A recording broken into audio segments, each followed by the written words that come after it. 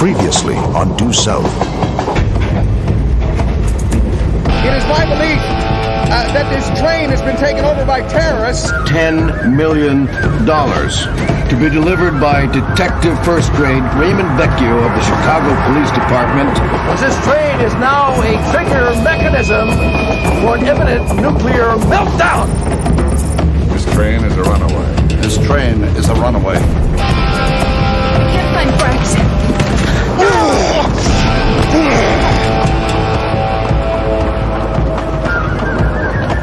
Well, it turns out I'm kind of greedy, so you won't be coming along.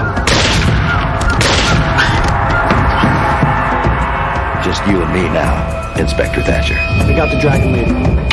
Hit the brakes!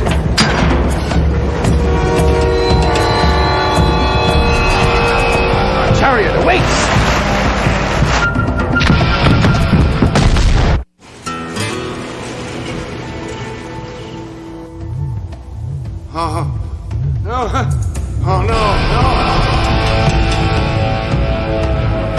On you, Huskies.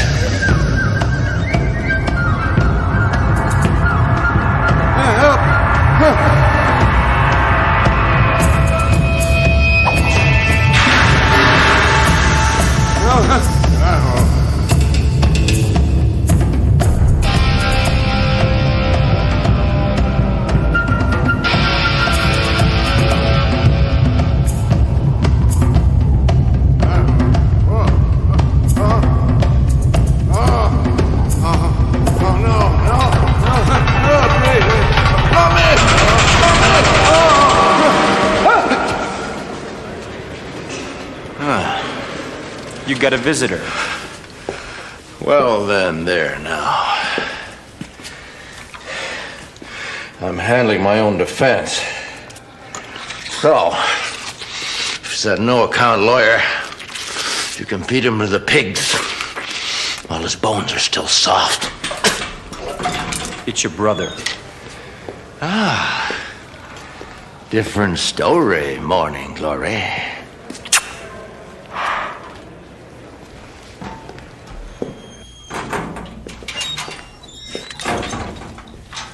You need a haircut, Randall. Well, at least I still got most of mine, bro. Don't start. Look, my hairdo is the least of my problems. Don't let hygiene take a back I'm seat. incarcerated It's here, important, Francis. Randall. I could be facing lethal injection. Isn't that right?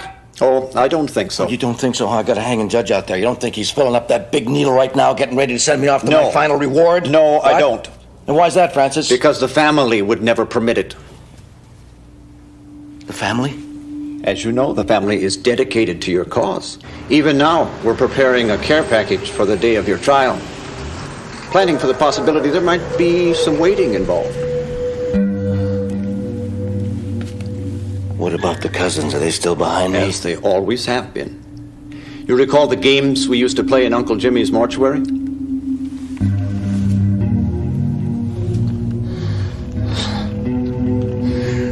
Those weren't games, Francis.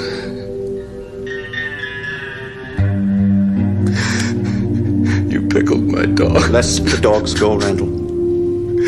They weren't dead. Let them go, I say. Think instead of Dracula. Dracula? Exactly. You mean... you mean the time the cousins hid themselves in the coffin? And Vernon suffered his first asthma attack. How is his asthma, by the way? Well, he still suffers. But he's discovered the attacks are bearable if he has a knife in his hand. What about Gabe? He and Vert still close? Like peas in a pot. Of course, Gabe still has his problems. It seems that on occasion he finds himself incapable of resisting the urge to get loaded. And lately he's developed a taste for things that are somewhat more explosive. This news about the family, it's very encouraging, Francis. Very encouraging. Encouragement is what I need right now. I mean, because I have been having a devil of a time in here. Right, fellas? It's interesting that you should mention the devil. Our father was at the pulpit last Sunday. God decided to show him a vision. He showed him the face of Satan. And What does Satan look like? Well, the curious thing is, from a theological standpoint, Satan has two faces. Well, we all have to reconcile our past, don't we? Prison has made you something of a philosopher, Randall. A man cannot be free, Francis, until he erases his mistakes.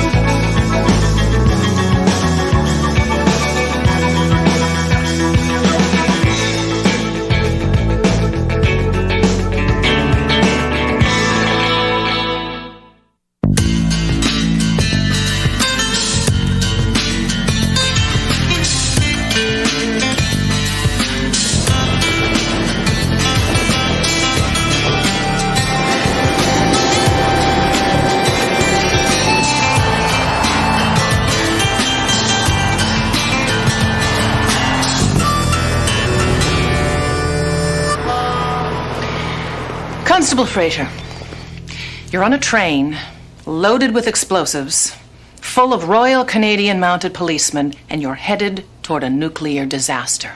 And you avert that disaster. Now, how does that make you feel? Feel? Feel. Fine. Cut.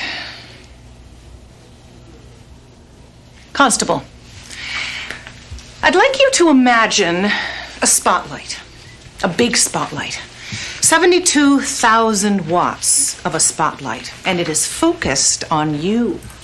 You are the center of a media frenzy which we are trying to capitalize on. Take a look at these people. Constable Fraser! You're already on their television sets and on the covers of their magazines, but they want more. They want your inner soul. So let's think Roseanne. Show them your scars. With respect, ma'am, I thought it was our unstated protocol to avoid the appearance of currying favor with the media. We sold out to Disney, Fraser. That is about as curried as it gets. Now, you're going to have to trust me on this. I am an RCMP media relations expert, and I'd like us to focus on the details. I want you to tell us how you got from the horse car to the engine room. I followed Inspector Thatcher up the ladder. We then ran along the top of the train. Inspector Thatcher stopped, turned. We engaged in a conversation that led to us discovering ourselves as... Constable. That was terrific, Constable. Marked improvement. But could I have a quick word with you?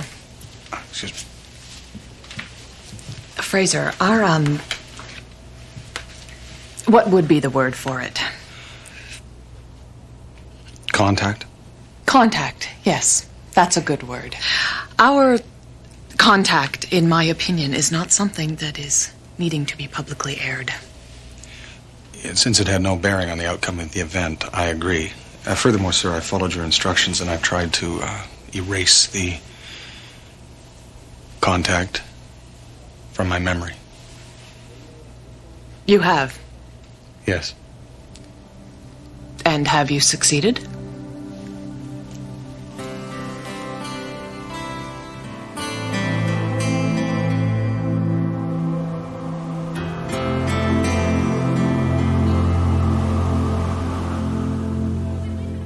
No. We were just... Sorry to interrupt, but I have the coffee, and I also have the Java, and... Holy moly, I've forgotten the sweetener. If you could give me a couple ticks, I'll be right back. Constable, if I could ask you just I'm one sorry, question. I forgot the sweetener. Constable, I have no just one comment. question. No comment at all. Please, excuse me. Who are you with? Who am I with? I'm with me, Ray Vecchio, the guy who saved Illinois. Who you with? Are you the detective who was on the train? I just wasn't on the train, baby. I stopped the train. Can I please just a few words? Sure. Thank you. We rolling? Rolling. I'm standing now with somebody who is actually on the train, Detective Vecchio. Answer me just one question. Go ahead. What's the Mountie like? Detective Vecchio? You're not talking? No. Like, you're really not talking? That's right, Frazier. I'm really not talking. Just so I can be really clear in my own mind, Ray, other than telling me that you're not talking, you are in fact not talking. That's about the size of it. I see. Is there something I should know? You should. Well, this thing that I should know, do you think you could perhaps provide me with a hint as to what it might be?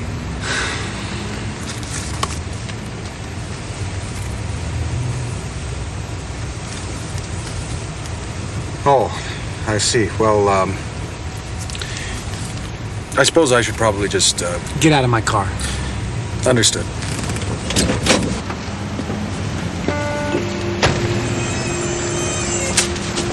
Ah, thanks, Ray.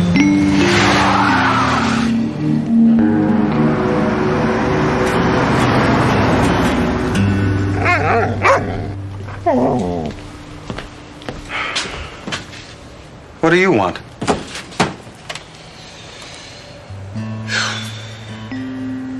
Nothing.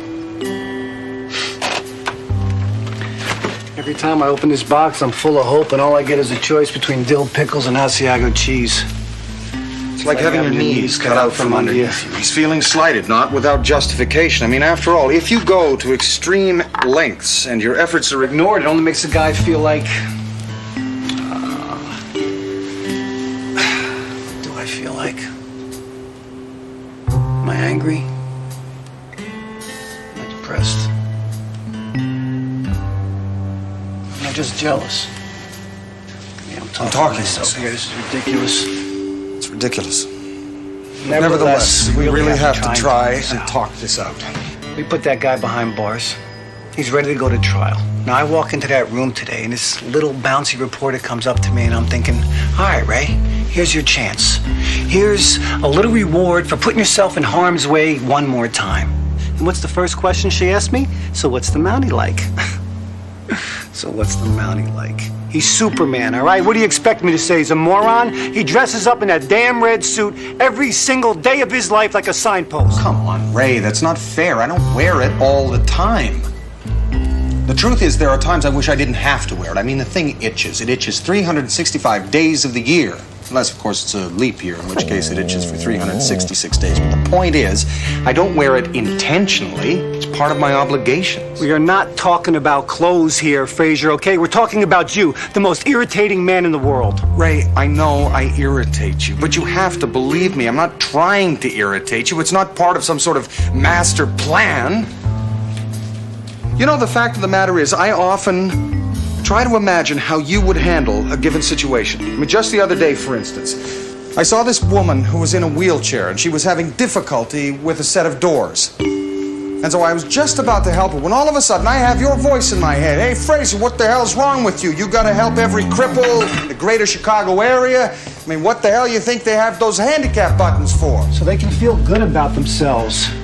So they can do something on their own without some do-gooder's help. But no, what do? You help her through anyway. You wheel her out and you help her into a cab. Which promptly ran over my foot. But the point of the anecdote is this, that while I was helping her, I knew that you would be irritated with me, and I'm sorry, but I seem to be powerless to prevent that.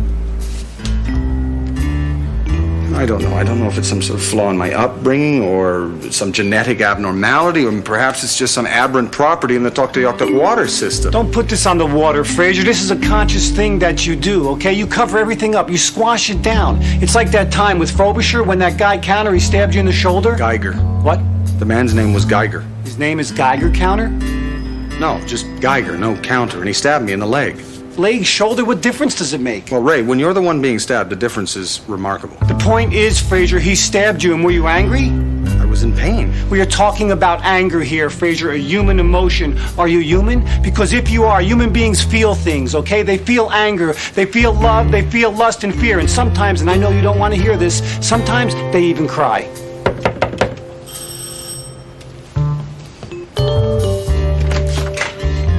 Ray. Fraser? Go!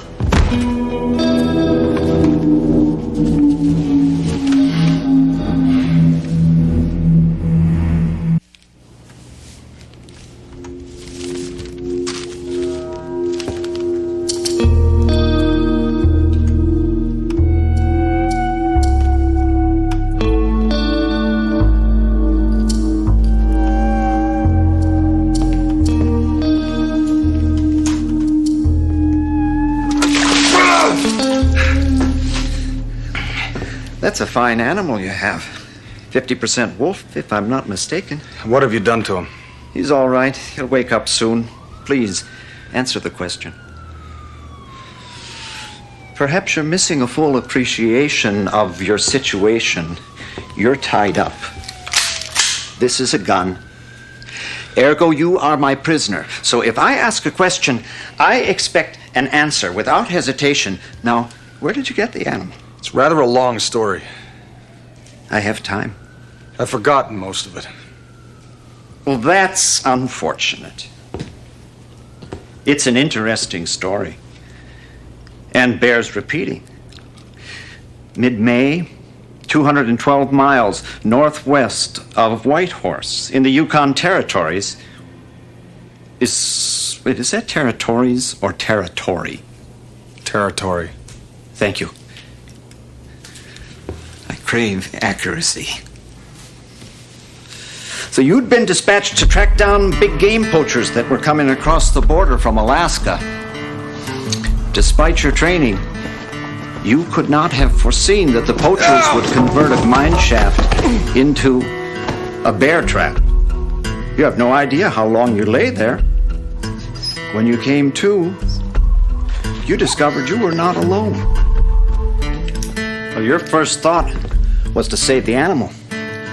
That's admirable. But not without certain drawbacks. When you came to, you were alone without any visible means of escape. So you sat down to collect your thoughts. But how could you have thought that the animal would be so grateful as to come back and try and repay the favor?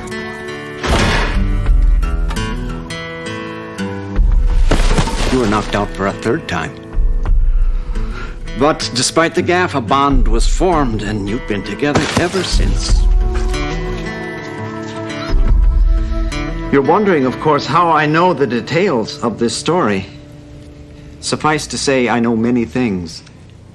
And it's no accident that you were on board that train. Can you guess who I am now? Yes, I think I can. Your name would be Francis Bolt. You were born in Oregon in 1949. 1950. 1950. You are a theoretical mathematician by training and a recluse by choice. You have a younger brother named Randall. Who you arrested. That was a mistake. He broke the law. I would arrest him again in a heartbeat. You would. Well, let's see what your friend has to say about that, shall we?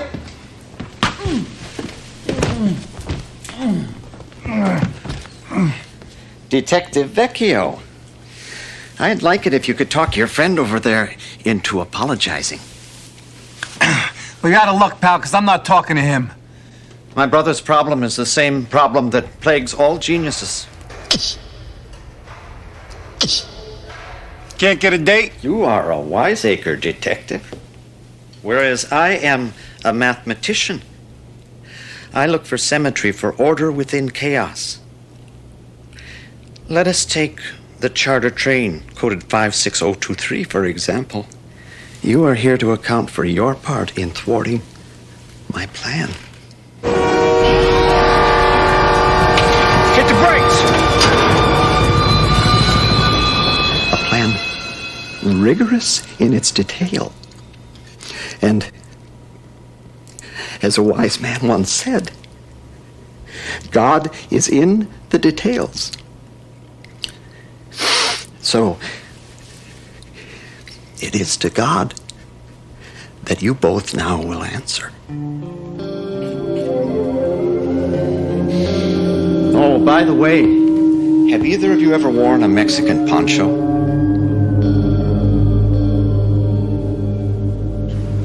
In the matter of the state of Illinois versus Randall K. Bolt, the accused is herein charged with 2 counts of murder in the first degree, 1 count of attempted murder, 1 count of possession of a controlled or illegal substance. Thank you. You raise your arms, please. Where is he? I don't know. We are getting down to the wire here, Inspector.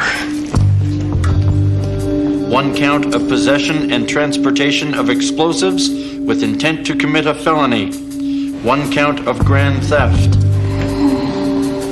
No, Mr. Mustafi, it's not dangerous. I just want you to knock on Constable Fraser's door. 1 count of hijacking. 32 counts of assault. And 1 count of advocacy of the overthrow of the government of the United States of America by force or violence. Do you understand these charges? Could you repeat those just so they're real clear in my head?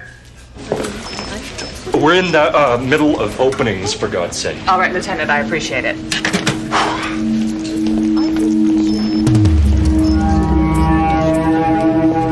Let it be duly noted that the defense waives its right to an opening statement. The state will call its first witness, please. Thank you, Your Honor. The state calls Constable Benton Fraser. Your Honor. The phone, we tried. Ultimately, we couldn't get a hold. Is there a problem, Miss Sheldrake? It would appear, Your Honor, that Constable Fraser has been delayed. Perhaps I could maybe... Perhaps you could what? We barely got our toes in the pond, and you've lost your first witness? This does not inspire confidence on the bench, Counselor. I understand that, Your Honor. However, I had anticipated that this witness's testimony would cover the bulk of... You should invest in a calendar, Counselor. You'd be surprised how much time you've had to prepare for this case. I'm aware of the time I've had to prepare. If your witness does not appear...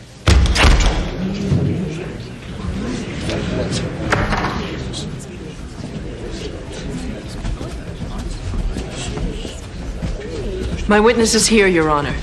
So glad you could join us, Constable Fraser. This trial was about to go south. You mind taking the stand? Not at all, Your Honor, but I'm not sure it would benefit the court. Are you pleading the Fifth, son? Is that what you're doing? No, Your Honor, but I don't think that my taking the stand would benefit this trial. I think what he's trying to say, Your Honor, is that now might be a good time for a short recess. Who the hell are you? Detective Ray Vecchio, Chicago PD. Are you two joined at the hip? In her manner of speaking, yes. I think what the detective is suggesting, Your Honor, is that perhaps now is well, perhaps Your Honor would feel the urge to say, I don't know, step out. Are you telling me I have to go to the bathroom? Well, that's an idea. Perhaps other members of the jury would feel the need to relieve themselves. As a matter of fact, one does now. Do you two suffer from Tourette's? Not that we're aware. Then what's with the tics? Now, unless you want to get hit with a contempt charge, you'd better have a good reason why you're not sitting in that box right now. Excuse me, but he does have a reason, Your Honor. Who the hell are you? A friend of justice. What the hell is going on here? May I remove this poncho?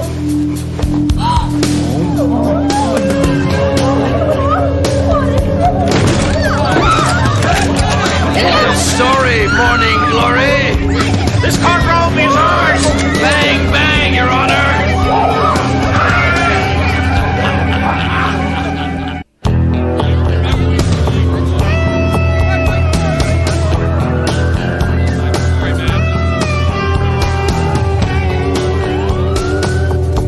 Anything? No, nothing. What's the count? We have 20 in the building. Communications? Still nothing. The hard lines have been severed. Where are the response teams? They'll be here in 5. All right, till they get here, we're gonna... Ford. Good morning, Glory. I need you to bring something to me. Yes, and that something would be a helicopter. Do you happen to have a Bell Star? That would be nice, wouldn't it? A Bell Star? I mean, after all, I've been kind enough to tear out most of this building for you, so the least you can do for me, I think, is get that chopper on the roof within 45 minutes. And if you're wondering about my destination, it's none of your beeswax, nosy Parkers. What's a nosy Parker? Oh, by the way, I am sending you a liaison in the person of Inspector Thatcher of the RCMP. We have another one.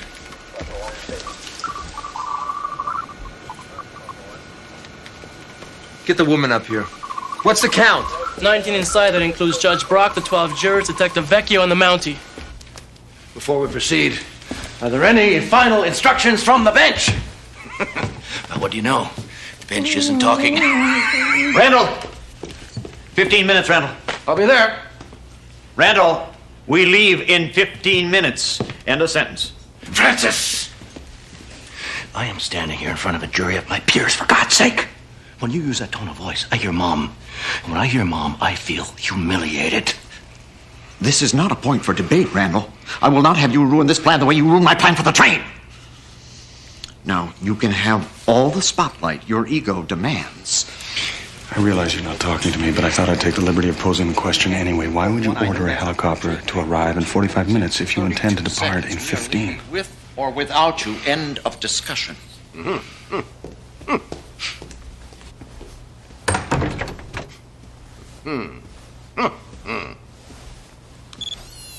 Wake up, America! The enemy is among us! 2 men stand before you accused of treason. Their co-conspirator is no less than the American so-called government, which daily denies our rights enshrined in the Constitution. Fathers of Confederation, sound the alarm! The same alarm sounded on April 18th, 1775, by a simple silversmith named Paul Revere. This live feed is coming to you from the state courthouse in the heart of Chicago, where the standoff continues where he left off. Randall Bolt on trial for acts of terrorism and murder. Again, we have no idea at this time what his demands are. saddle up with one thought. Where the hell is that signal coming from? I don't know. Must be court TV. Well, cut the signal. We'll go to full blackout on this one. What kind of weaponry have they got? Semi-automatics, assault rifles, handguns. How'd they get her through? They put one of their own on security. Circuit box is in the building. Well, cut the cable, blow the dish. I don't care what you do. Stop the signal. Come here. Wolford! Okay, darling, the bomb. Is it real? Did you just call me darling? I have no idea. Is the bomb real? Can we afford to assume otherwise? Smart girl. Okay, bring in the teams. That bird. Let's go, men! Night. Until he finally reached Concord, where he sounded his alarm. The British are coming. Objection, if I may. Your tract contains certain inaccuracies. And Revere was unquestionably a patriot, but he did not make that ride alone, nor did he reach Concord. Oh, he didn't, did he, smarty pants? No, he didn't. Revere, a doctor named Prescott, and a man named Dawes set out together from Lexington. En route, Dawes and Revere were detained by the British. So who did get to Concord? Dr. Prescott, who's been largely ignored by history, in part because of the distortions in Longfellow's poems. Distortions, I might add, that you were perpetuating in this courtroom. Objection! Frazier, if you want to get us killed, why don't you just use the bombs? I'm glad to see you're talking to me again, Ray. Does the bench sustain? Yes, it does. Furthermore, your assertion that he was a simple silversmith. Randall, 15 minutes. The jury will now retire to deliberate the verdict on you, Huskies! And the judge will be put out into the street with the rest of the trash. The heart monitors I've attached to your chests are now active. If your combined heart rate exceeds 200, it's bye-bye, boys.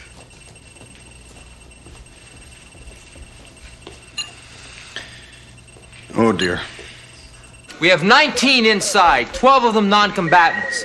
Now, they are requesting helicopter dust-off. Let's take a look at the big board.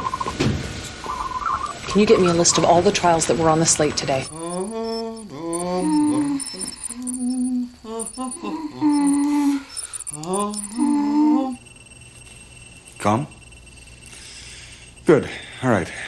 3 wires. Red, white, blue. Now, if I remember correctly, it was the Continental Congress of 1872 that spelled out the meaning of the colors in the seal. And red was meant to stand for hardiness and courage. White was meant to stand for purity and innocence. And blue was meant to stand for vigilance and justice, all of which no terrorist would object to. So, where does that leave us? In the middle of a courtroom, strapped to a bomb, waiting to blow up. Where do you think it leaves us? Ray, don't get excited. Look, we are going to die. You want me to pretend that I'm happy about it? Ray, if you're bitten by a rattlesnake, the safest course of action is to lower your metabolic rate. This is not a rattlesnake. This is plastic explosives. But the same principle should apply. Oh, you should listen to yourself sometime. You sound like a robot. Ray, just calm down. Don't tell me to calm down, okay? I'm looking at Judgment Day here, all right? Don't tell me to calm down. Ray, if we just work together... Can you honestly say that you are calm right now? No, I'm What? Well, I'm concerned. Concerned, that's it? You don't feel anger? You're not angry? No, not exactly, no. Will you just admit that you're a human being just once in your life? Can you admit that you're a human being? What are you doing? Dropping my heart rate. In the middle of an argument? Don't let me stop you. I'm gonna kill you. That's very possible. There. I've never hated you, Ray. I've envied you, maybe. Envied me? I'm not proud of it, but you have a kind of freedom I wish I had. Sort of existential honesty. Are you saying I'm honest? In your heart, yes. Courtroom 1, ongoing manslaughter. 2, fraud, first day. 3, a series of misdemeanors. What's the fraud? Rooftop ETA is 1305. Blue team will be in readiness in staging area A. White team will be in like readiness at staging area C. On my go, we move. Any questions? Yes. Excuse me. Miss you? I know this man. He won't leave anything to chance. He'll have anticipated this. If you send Yeah, I appreciate your thoughts, darling. I really do. But let's get something straight. This isn't a train. You're on my turf now. He called me darling again.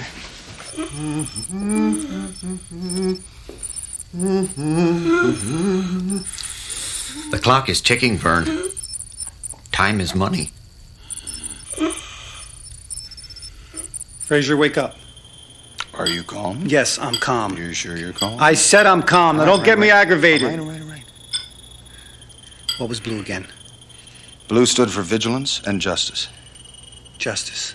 Mm-hmm. We're in a justice building. That's it. Benny, calm down. No, you got it. I said calm down. Ray, you calm figured it. down. Are you calm? Yes. So, it's blue. Yeah, blue, maybe. Okay, well, let's go with blue. No, you go with blue. Why don't you go with blue? Well, because you're better at this. Well, maybe we should both go with blue. Okay. Okay. All right, 1, 2, 3.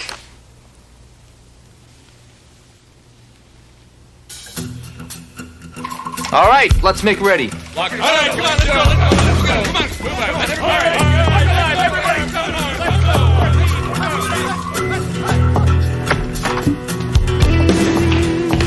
Now, just try and remain calm. Fraser! Roof. We'll be right back. Don't move.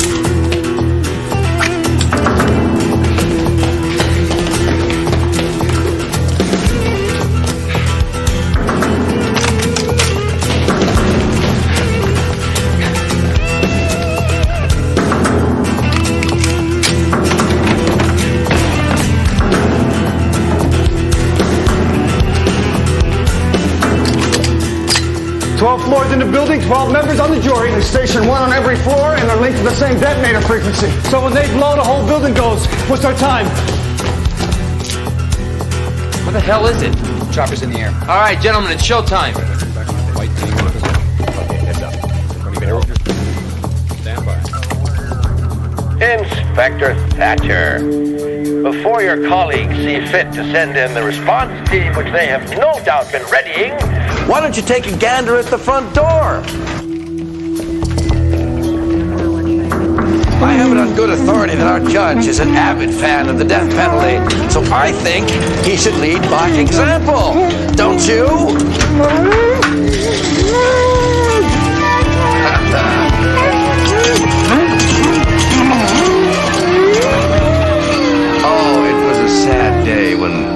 opted for that lethal injection. You know, I mean, call me old-fashioned, but I think there's something, I don't know, elegant about the electric chair. Look closely, and you will see that our man is wired for sound. It's for real. You have 14 minutes to get me that chopper. Response team, stand down. If you fail, first I'll do the judge, then I'll do the jury.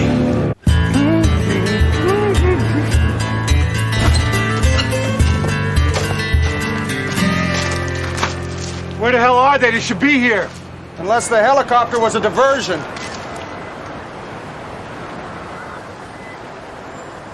We have movement on the roof. Fraser. Hold this, will you? Why are we carrying around our own bomb with us? Might come in handy. What the hell is he doing? Semaphore.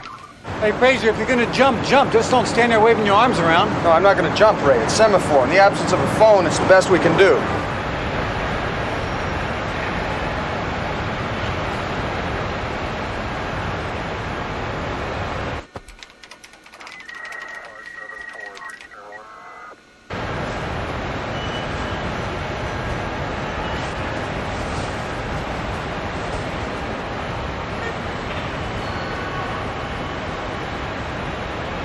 What did she say? She called me a moron. She's a very perceptive woman.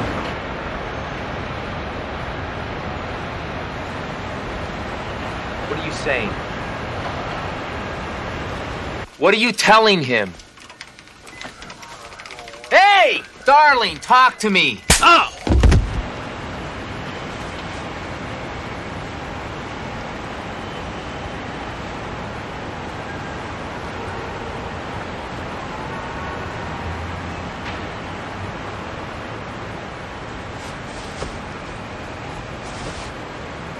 Ray, tell me about the Gambello case. Big scale fraud, $30 million in U.S. bearer bonds like cash in hand. Those bonds are in this building. They're evidence as part of that trial. So the helicopter was a diversion. They'll grab the bonds and head out where? Well, the sewers probably. Then they'll detonate from a safe distance.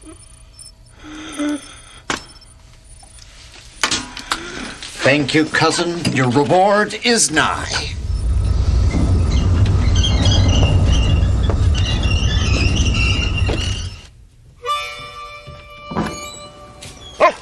Diefenbaker. Oh. Hello. You don't know me. My name's Cooper. I'm a friend of Benton's. Benton is in trouble. He specifically asked for you, Diefenbaker. Do you understand? Oh. Easy. Easy. Whoa, whoa, whoa. They must have jammed him. Now what? I have an idea, but you're not going to like it. You gotta be kidding me. I told you you wouldn't like it. Pardon me now. Excuse me, sir. No. Who the hell is that?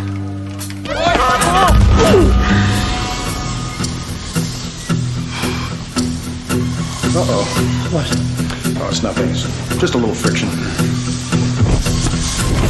Oh, dear. What? Well, it would appear... Yep, I'm on fire, Ray. Oh, well, at least the whole day is in the total write-off. Well, that was lucky. Well, not lucky exactly, Ray. There's usually a puddle at the bottom of an elevator. No, there isn't. Well, as a rule, yes, actually, there is. You see the condensation. Shut up. Where's the chopper? At a boundary marker 3 miles out. Shorin, get the teams back to full readiness. Sir! Sorry about that, cousins, but it makes the math easier. Yep, no long division.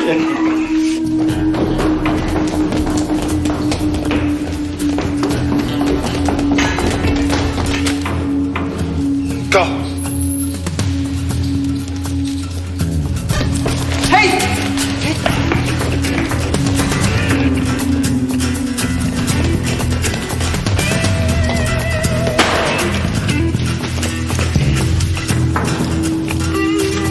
Oh, this will come in handy. No happy ending to this story, Morning Glory! Just in case he's right, I just want you to know. I mean, I know you are what you are and you can't help that. But it's really hard to have a saint for a friend. Go!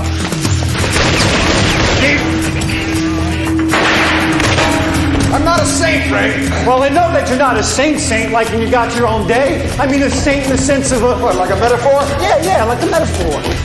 Yeah, but Ray, don't you see? You are as well. I mean, we all are, even them. Do you know what I mean?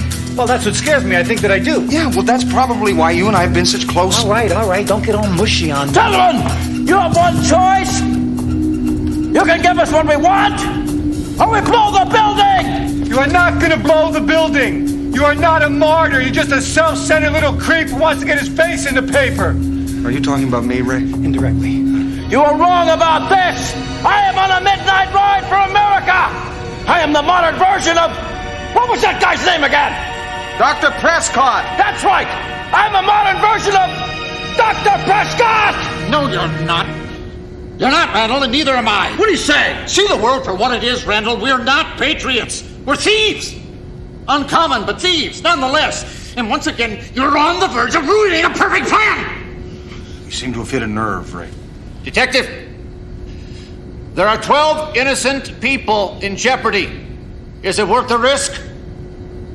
All we want are the bonds. That's right! Are you kidding me? That's all that they wanted? Why didn't they say so in the first place?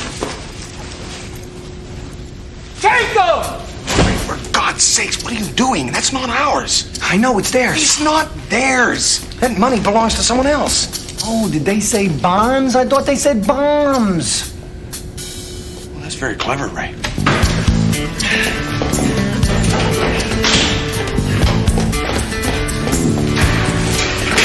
Wait. Open the bag. They switched bags. But where's our money?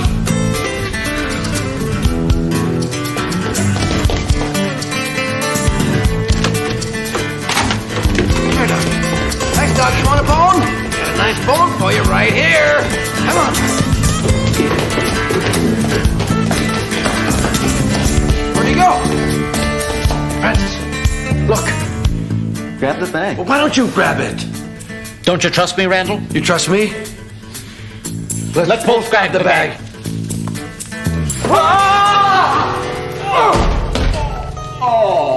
You guys still want to blow the building? Does this kind of remind you of a bear trap? Can we go now? Oh, shut up, Randall.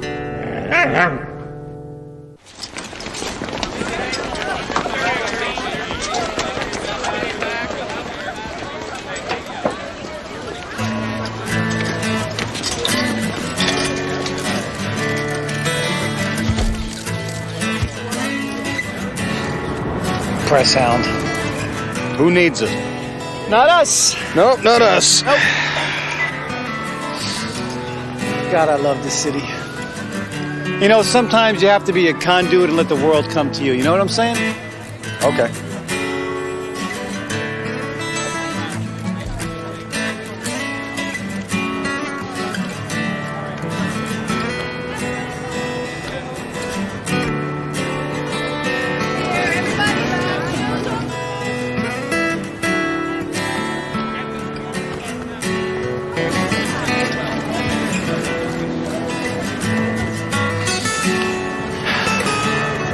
What was that about?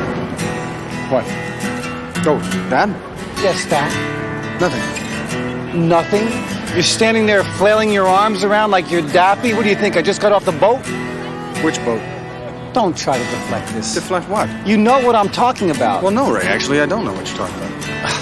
After all that we've been through, haven't you learned anything? In what sense? Ugh, you're the most irritating man in the world. Like, define irritating. Well, no, you look it up, Mr. Encyclopedia. Well, I think you mean Mr. Dictionary, don't you?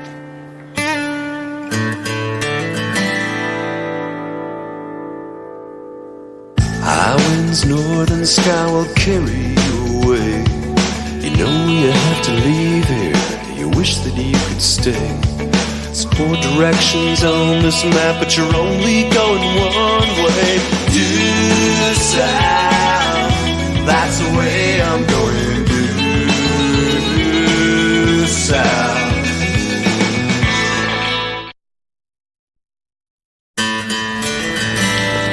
All right, what do we got here?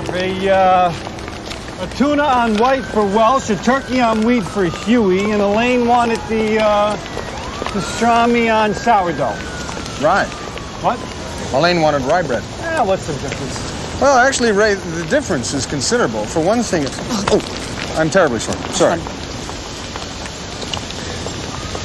You see, Ray, sourdough requires... Mark. Bring up number 38. Good afternoon, ladies. Good afternoon. Is there something in particular I can help you with? What do you have that is ridiculously expensive? They say that diamonds are a girl's best friends, so I'd be happy to show you some of the best diamonds in the city. I could use a few new friends, actually. Well then, make friends with these. In order to make the culture roughly four... Hang on a second. That woman looked right at me. So?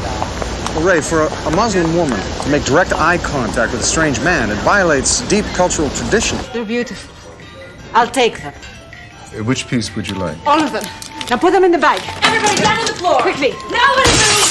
Fraser, I don't think that's a violation under the Illinois Criminal Code. That is. You! Over there! Hurry! Get back from behind the counter. Now, quickly.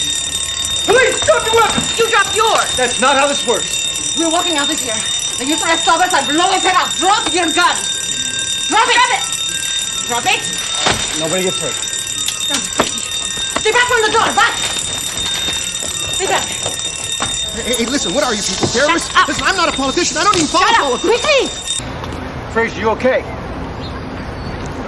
Yeah, I'm fine. Sure you're okay? Who the hell are you? Stop kidding around. You know damn well who I am. Who the hell am I? Oh, dear.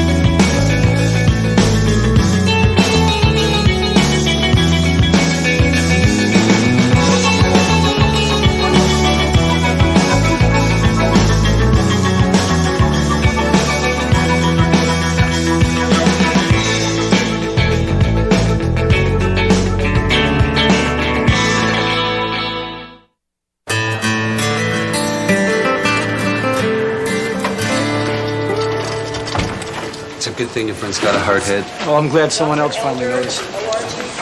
There doesn't seem to be any concussion, but the trauma of the impact seemed to induce a total loss of recall. We got a hostage whose life depends on something that Fraser saw. Is there anything we can do? Well, exposing him to familiar things might jog his memory. Friends, places, things you've done together.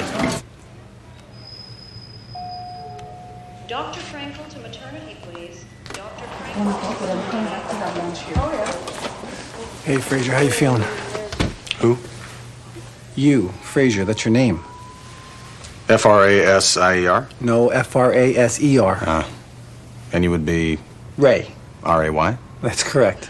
Detective Ray Vecchio of the Chicago PD. Am I under arrest? No, you're not under arrest. You're a cop, too.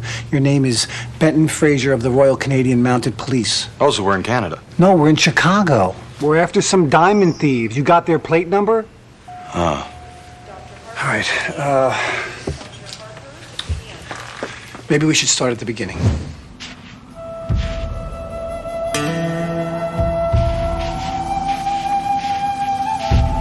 Your father was a Mountie, a legend.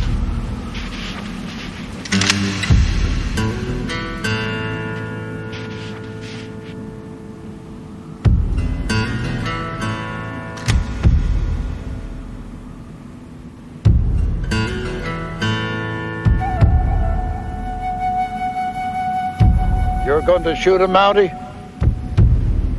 They'll hunt you to the ends of the earth.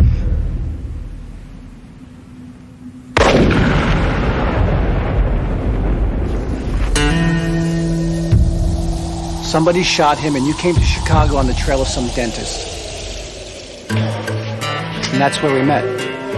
Look here, it's Nanook of the North. Constable Fraser, Royal Canadian Mounted Police. No kidding. You got a dog? He's in quarantine. I'm looking for an officer assigned to this case number. Oh, yeah. You're gonna like this fella. His name? You can't miss him. Just look for Armani. Can you read that? Does the label not say Armani? Of course it's original merchandise. A friend of mine just sort of found a truckload sitting on the side of the road. Isn't this kind of a strange place to do business? Hey, at least in here you know who you're dealing with, right? Excuse me. I'm looking for a Detective Armani. Come on. You mean me? Guard! Okay, who let the Mountie into the holding cell? I'm sorry, I believe there's an unfortunate confusion over an unfamiliar idiomatic trade name. What the confusion was down here. We don't bust in on some guy when he's about to take down the biggest operator in the garment district for buying stolen merchandise. Oh, so you were attempting to sell him a truckload of illegally obtained men's clothing? That's right. Isn't that entrapment? What do you want from me? I was told that you were in charge of this case. Ah, yes. The dead Mountie thing, like I couldn't have guessed. Look, I got your list of names in my basket here. The moment I get a chance, I'm gonna go to the computer, pick up the phone, and call you with the information so you can go get your Boy Scout points. Now, is there anything else? Yes. The dead Mountie was my father. And I would appreciate it if you would check the names while there's still a chance of catching the man who killed him. Oh, and by the way, he's not in the garment business. What? Your man in the cell. He had a hole in his shoe. I'm not familiar with your city, but I would assume that a big garment buyer wouldn't be caught dead with a hole in his shoe. So, like you, he is pretending to be someone he's not.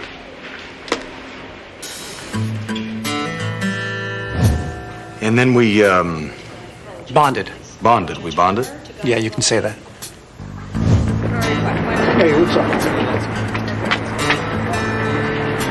It's you. I didn't recognize you standing there like that. Okay, I acted like a jerk. I didn't realize it was your father. I should have checked into it earlier. I'm sorry. Anyway, you were right about the Goomba in the cell. Now, I dig around and I find out that this guy is internal affairs, trying to nail my butt for illegal entrapment. Can you believe that? This guy's trying to entrap me into entrapping him. Cops. In any case, I figured I owed you one, so here it is. Thanks. You're kidding, right? This is your job? This is like your real job? Do you believe it? This is his job. They actually pay people to do this in Canada. Sorry. Oh. Now, you sure you don't remember anything? No. You don't remember one thing, anything that happened, anything that you saw just before the accident? What accident? There was a jewelry heist. A man was taken hostage by 3 women. They threw him into a van. The van sped away. You jumped onto the van, and as you were leaning back to get the license... I jumped onto a moving van? Yeah, it's something you do all the time.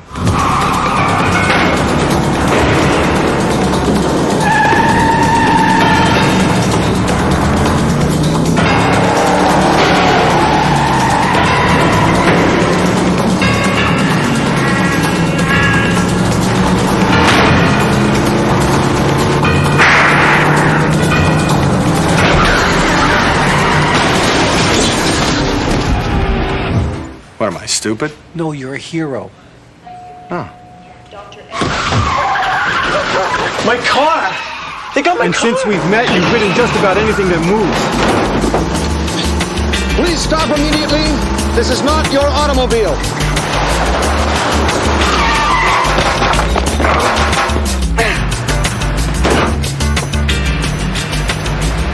Would you consider discussing this over coffee? This man is seriously crazy. Oh, dear.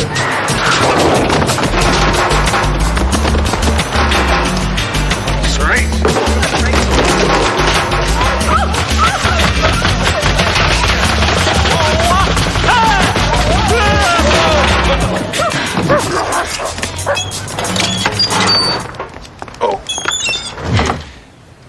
You think maybe you got me mixed up with someone else, maybe? All right, look, Fraser, we got to get you back to normal.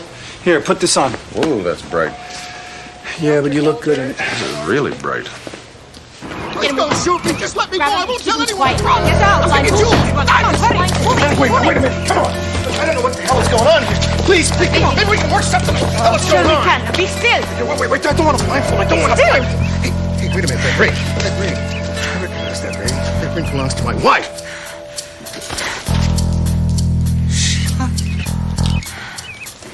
Karen? Fonda? Darlene. Hello, Clifford. I'm a dead man.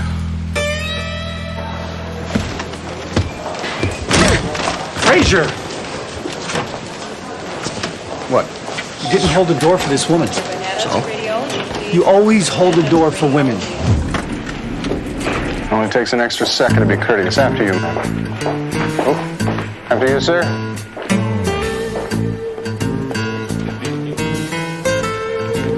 Are we gonna get on or what? Just like you help old ladies across the street and you let people in front of you in line. After you, ma'am. Please, after you. After you, ma'am. You, sir. After you. You get in the truck. Just get in there, okay? I'm sorry, Ray. After you. Hello, everyone. How are you? It's what you do. Why? Because you're polite. Just a moment. Pardon me. Is there a payphone? Down there. Thank you kindly. Sorry. I thought you'd want to know. Thank you very much, Elaine. Thank you kindly. Well, thank you kindly, ma'am. Thank you kindly, Elaine. Thank you kindly. Thank you kindly, Lieutenant. Thank you kindly, Elaine. Excuse me. May I have your attention, please? Thank you. Anyone carrying illegal weapons, if you would place them on the bar, you are under arrest.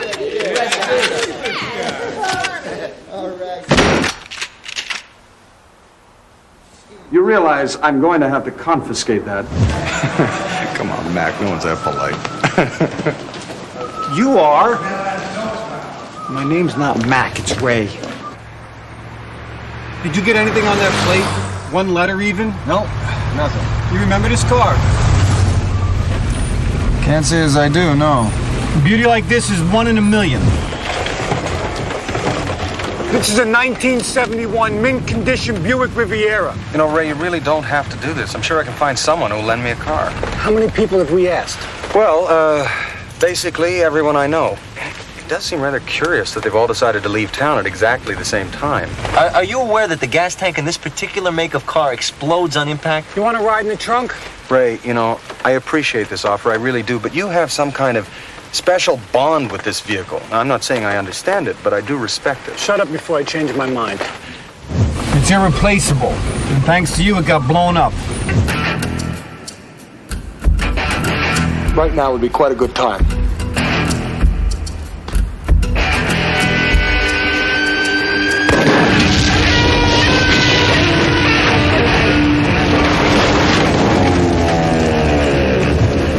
Twice. Ray, it's Elaine. I got bad news. Nothing on the van. I was afraid of that. I thought you ought to know Welsh's temperature is rising by the minute. How you doing with Ben? Great, making a lot of progress. Can I ask you something? Yeah. What the hell kind of name is Benton, anyway? It's gonna be a lot harder than I thought.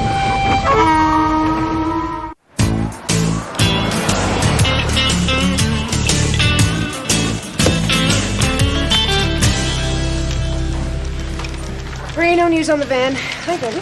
New boyfriend, Elaine. No, it's for Lieutenant Welsh.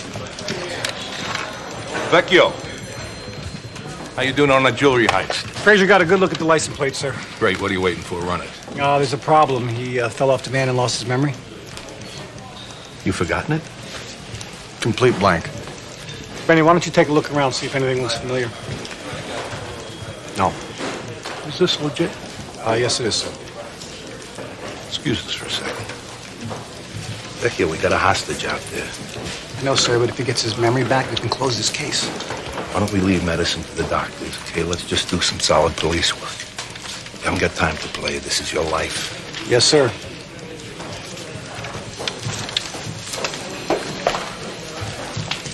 What did he say? That he's happy I'm helping you get your memory back. Ma'am, I assure you, We'll do everything in our power to get your husband back. Oh, Clifford. Oh. I'm sorry, ma'am. We'll keep you informed.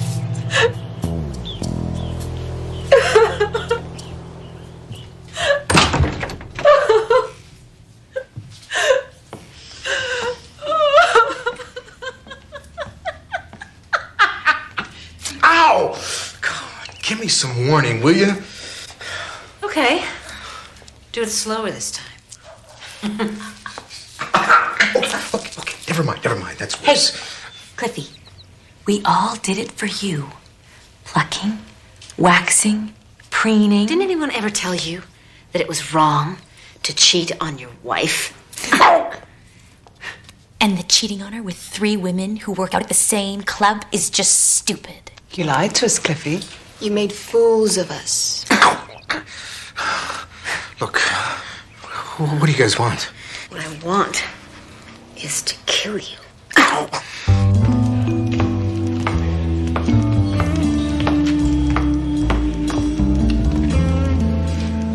there. We meet again. Hi. What's the matter? Well, I mean, that woman just, Well, that happens all the time. Really? Oh, yeah. Thanks, Elaine. You want me to call you at home? My case, Elaine. Me, Detective Vecchio, police officer. You talk directly to me, okay? But I should probably have the number just in case. Oh, I'm afraid I don't have He uses smoke signals. We'll call in. Willie? Come on, mush. I mean, call me old-fashioned, but I think there's nothing as attractive as a man with baby formula on his sleeve. Oh, please. Well, would you mind? Excuse me. I'd like to take a test drive. Yes, ma'am. Right this way. No. With him. Oh, certainly. Which car? All of them.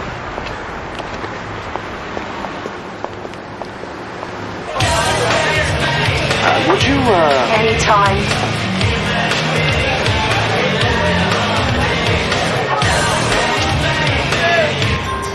May I help you? Yes, I'm looking for a woman. A particular woman. Her name is Miss Burns. Would you happen to know if she's here? I haven't any idea. I don't work here. Then how could you possibly help me?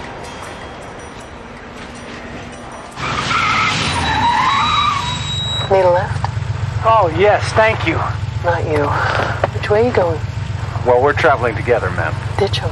I'll go without him. Not likely. Too bad. If you ever get to Miami, just ask for Rhonda. As a matter of fact, even my own sister has eyes for you. Oh, sorry. I didn't know you were in here. No, she's been standing in the doorway timing it so you'd be undressed. You are such a liar. I am naked in here. Does that mean anything to anybody? Shut up. Here, you can use my towels. Well, thank you, but I'm afraid I'm not having a shower. Oh, don't be silly. It's really no trouble. And don't use all the hot water. I'll wait for mine. Yeah, by the keyhole. You know, I've really had enough of your mouth.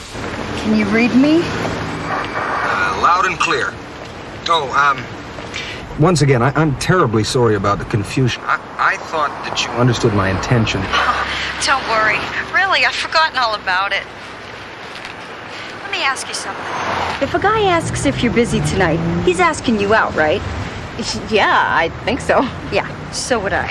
You seen a salesman? When my sister wants something, she makes no bones about it.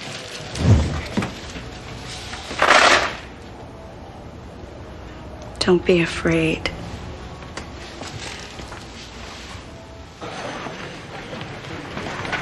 You slept with my sister?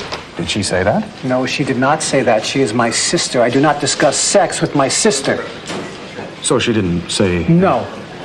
Oh, well, very well. Forget that I mentioned it. Hey, Frazier! Really? With her sister? And you were okay with this? Sure. Did you sleep with him? Oh, come on. Why? Why? Would it matter to you if I did? Yes, it would. You're my sister.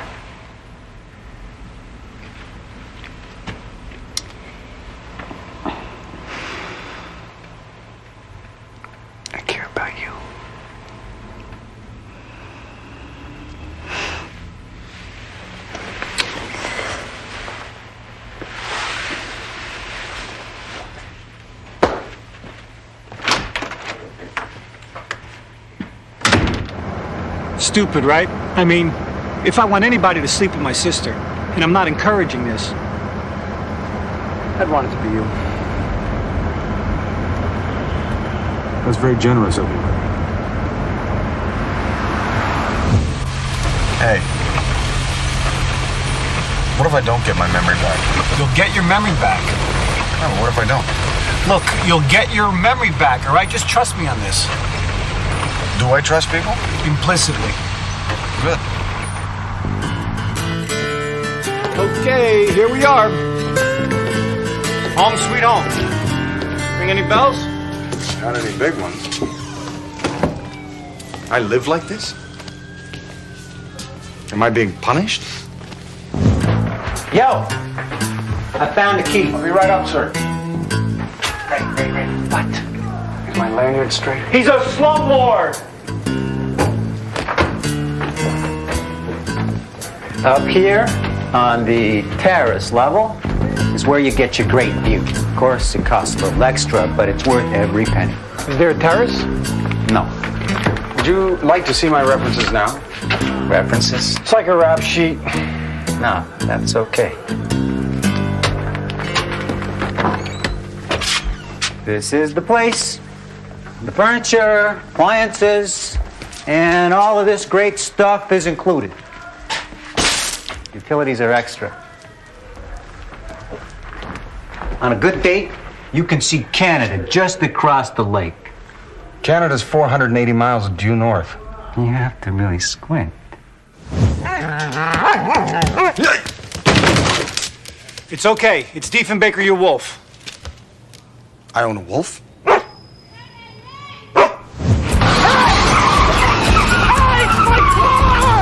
Ray, stop Diefenbaker! Stop him!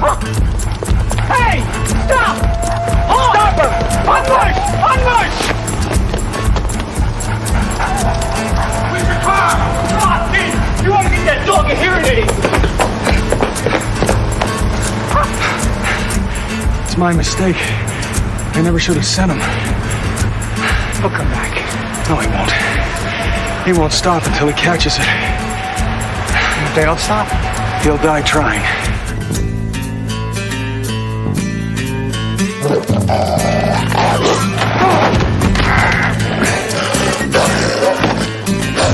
Am I allowed to have a wolf in Chicago? Not normally, but I got your permit. And you'd think he'd show a little appreciation. Well, are you coming? You know, you let a wolf save your life, they make you pay and pay and pay. That's why I don't own a wolf. Oh, he's very friendly. Yeah, he's your best friend as long as you're carrying something covered in chocolate. Don't even think about it, okay? Don't even think about it, all right? Just do what you got to do so I can get out of here, okay? You know why you can't go, don't you? It's all that sugar. Remember that the next time you try to eat something of mine. This is what happens to bad wolves. Come on, think results here. Go, will you? Would you mind dropping by my place and checking on Deef? He's been in the apartment all day. Oh, great. I can't wait to see what I'll find.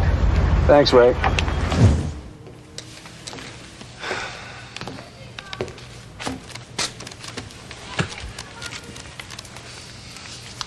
That's your dad's diary. My father.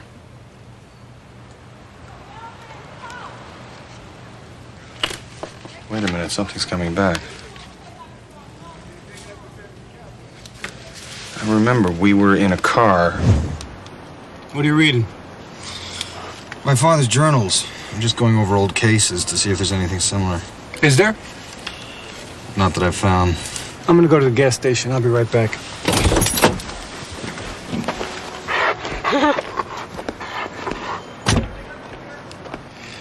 Sam's case was nothing like this. No, I know, but what I can't seem to find is... Hello, son. Hello, Dad. How are you? I'm dead, son.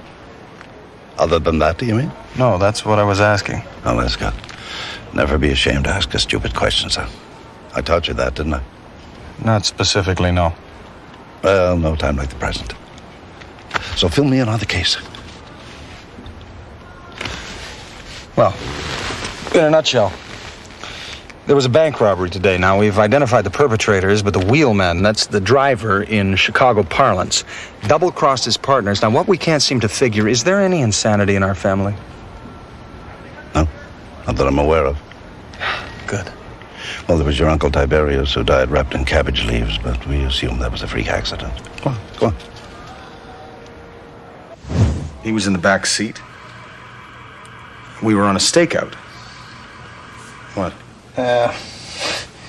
It's just that I never met your dad. He's been dead going on 2 years.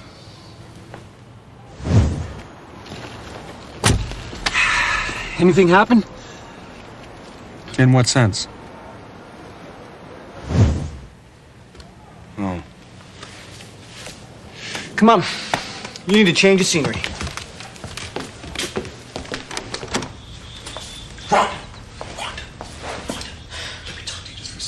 Please, Rhonda, please, please, please. What? Listen, I'm sorry. Listen, just for a second, okay? Look, I know I don't deserve this, but please, just listen to me for 1 second, okay? Look, I'm sorry, okay? I know I've been a real jerk. I apologize. I love you. You know what I did today? I bought the ticket. What ticket? To Nassau. One-way tickets to Nassau, Rhonda. For that whole new life we always kept talking about. Remember? I got him sitting there in the safe in the office. I was going to call you today and tell you to pack. I mean, this is ridiculous. Don't do this, Cliff. Rhonda, I'm telling you. $15,839,723.25. What's that? That's all the money I got stashed in that secret account. I've been doing a little bit of creative accounting. Rhonda, I know it doesn't seem like it, but I love you more than anybody else. I'm sorry I've been acting like this. But listen, we could start a brand new life with that kind of cash. Just you and me. If I've been lying to you, Rhonda, may God strike me dead. Clifford. God's gonna have to stand in line. Now you be a good boy. Give me that account number. No. Let's take him to the sauna, girls. Oh, come on, Sheila, come on. Hey, come on, guys, let's not... Come on, what are you guys doing? Please, this is insane. Darlene. Oh, Darlene. Now let me out of here, okay? It's hot in here. It's too hot. I can't stand this. I'm gonna die, okay? I'm gonna die. I swear to God, I'm gonna die. You must be dying of thirst. Please, just a little bit of water, okay? Sure, Cliffy. You just give me your account number and you can take a long, cool drink. Your account number? I can't remember it, okay? It's in the office somewhere. I gotta go back to the office to get it. Oh, well. What are you doing? Come on, Polly. I'm gonna die in here. For God's sakes, I'm gonna die.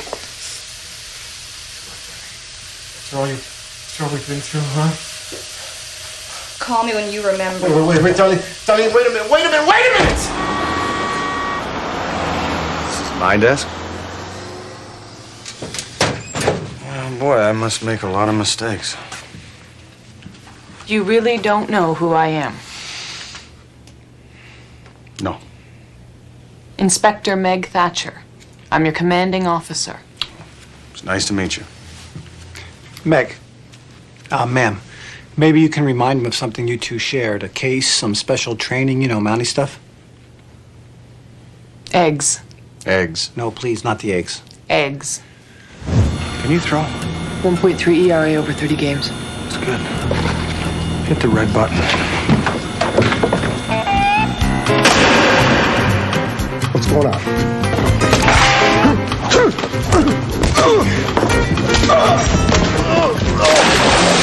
Way to go, Monty!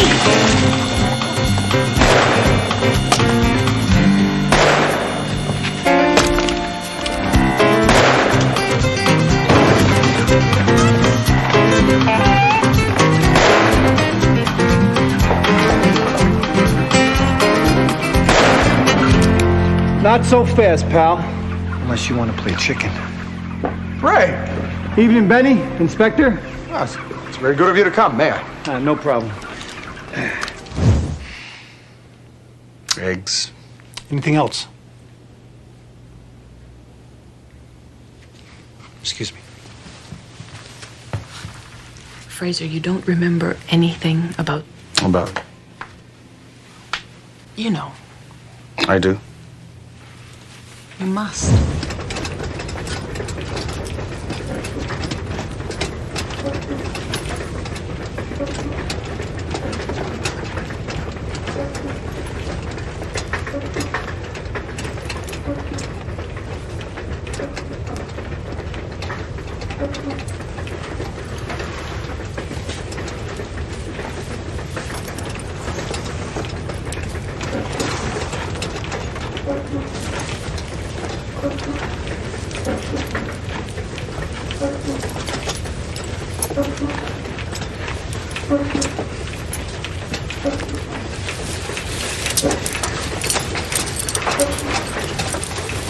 I give up. What is the perfume you're wearing? I'm not wearing anything, Fraser. I hate perfume.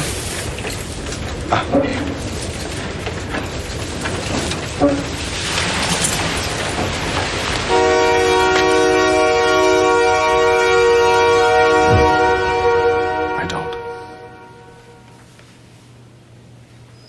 Of course. Right. Carry on, gentlemen. Keep me apprised. Ray, this woman, she and I... She hates you. That's too bad. You sure? I mean, the inspector and I have never... Absolutely sure, but you just gave me a great idea.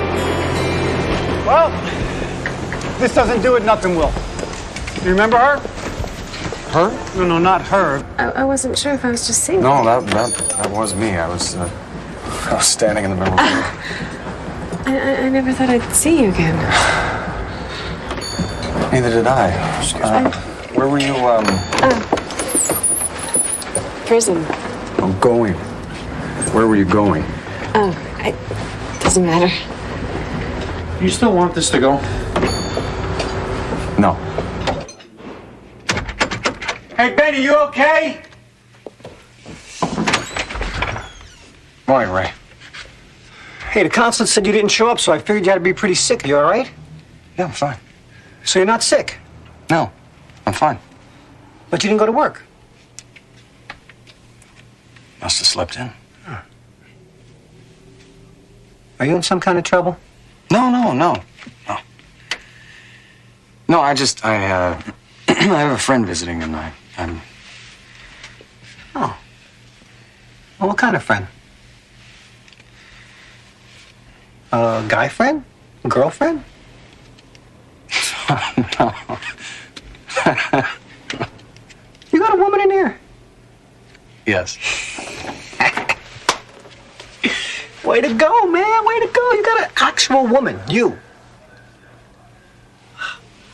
Thanks for dropping by, Ray. Way to go.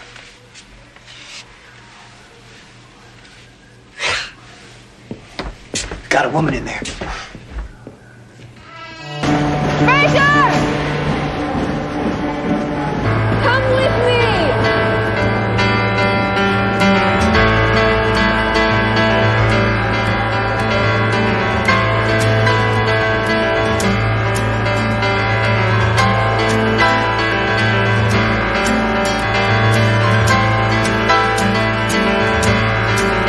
You gotta go!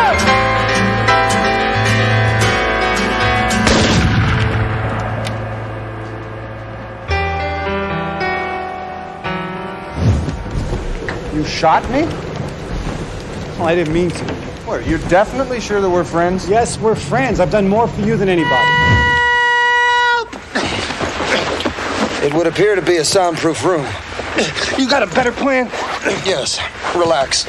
That's a plan?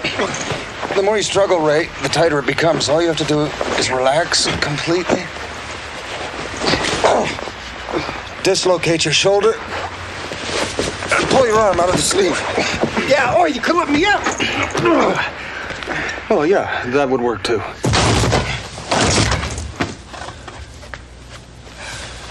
Bolted shut. Well, Archimedes said Give me a fulcrum and a lever long enough, and I can move the world. Why do I always have to be the fulcrum? You know something? It's probably better that there are some things I don't remember. Yeah, you're probably right. Ray. What? You keep saying that we're friends. What are you asking me, man? Well, why are we friends? You know. Well, no, that's just it. I don't. I mean, from everything you've told me, I'm annoying. Yes, exactly. So you see, the problem is, now that I have the bonds in my hands, I'm honor-bound not to give them to you. Give her the bonds, Frazier. I can't do that, Ray. You got 3 seconds and I shoot him. 1. I'm sorry, Ray. What do you mean, sorry? 2. Give her the damn bond. Can't do it. I'm walking out of here with them. That's it, he's dead! Sorry to hear that. Frazier! 3.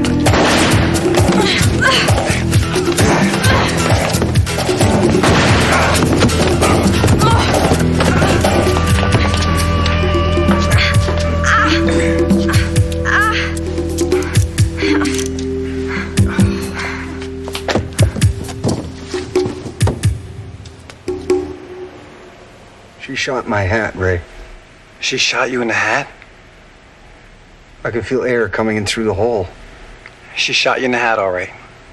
How does it look? Doesn't look good. We'll have to go home and get my other one. We can do that, Frazier. Thanks, Ray.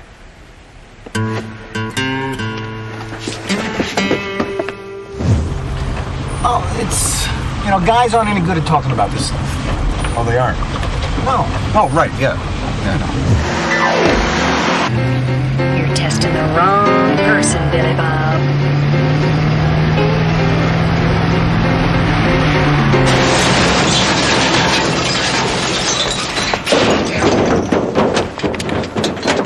Dead?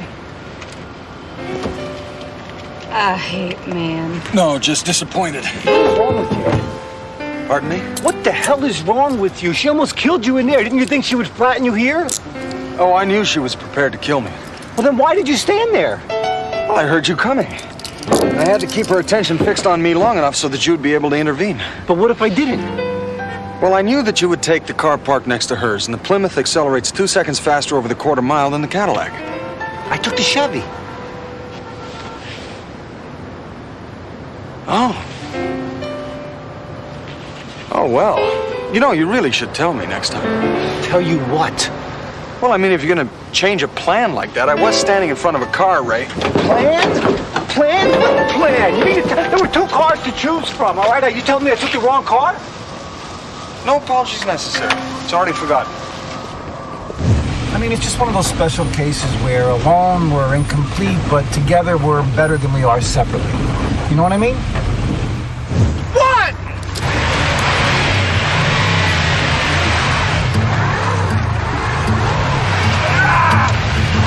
Okay, stop the car, smart guy! Stop the car! I can't, my leg's cramped up. Stop the car, you side sucking toast! You better undo these things. You can go to hell! Frazier! My leg out!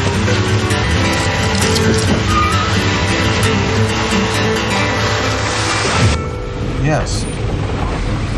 Yes, I do. It's like that time that we were hanging onto that van by our fingernails, and I was trying to open the door. I don't remember that. Sure you do. Sure you do. I leaned down to try to read the license plate, and I fell off. Yes.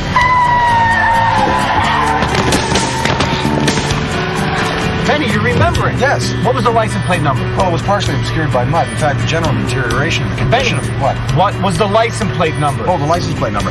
RCW 139. RCW 139, are you sure? Yes, of course I'm sure. Oh, Benny, I can kiss you. Well, I thought we were just friends. Oh, we are. Elaine!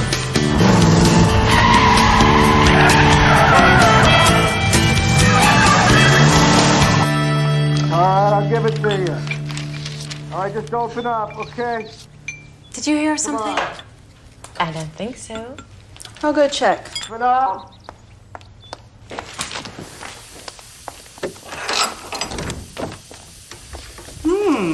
I think he's done. 213-859-31. Perfect.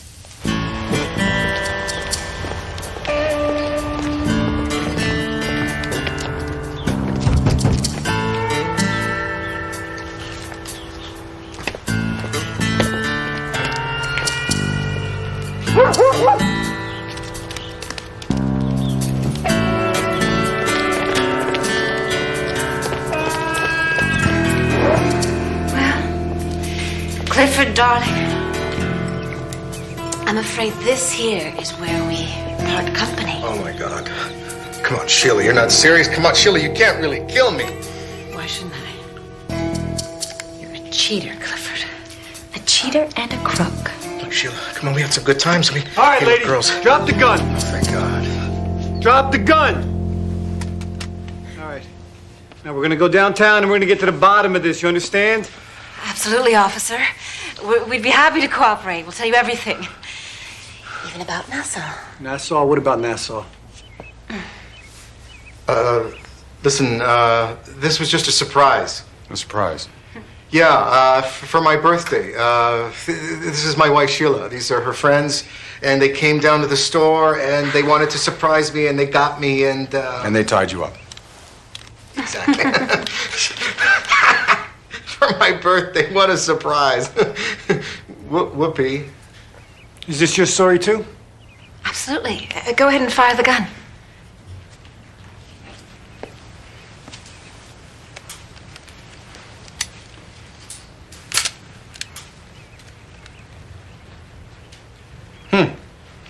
You know, Ray, I think there's more to this story than meets the eye. The bonds on Mr. Clifford's hands are tied for security, not as if he'd been playing a game. Although, you know, it does bring to mind an Inuit ceremony I once witnessed in which the bridegroom is tied to the bride by means of a walrus pelt. You know, Benny, I'm really glad you're back, but do you mind shutting up? No, not at all. All right, everybody, hands over your head. You too, Cliffy. Ray. No.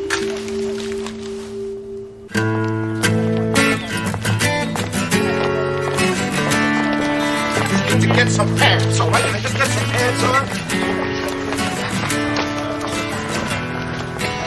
Great Scott, Ray, look at my uniform. Yeah, I was wondering when you were going to notice that.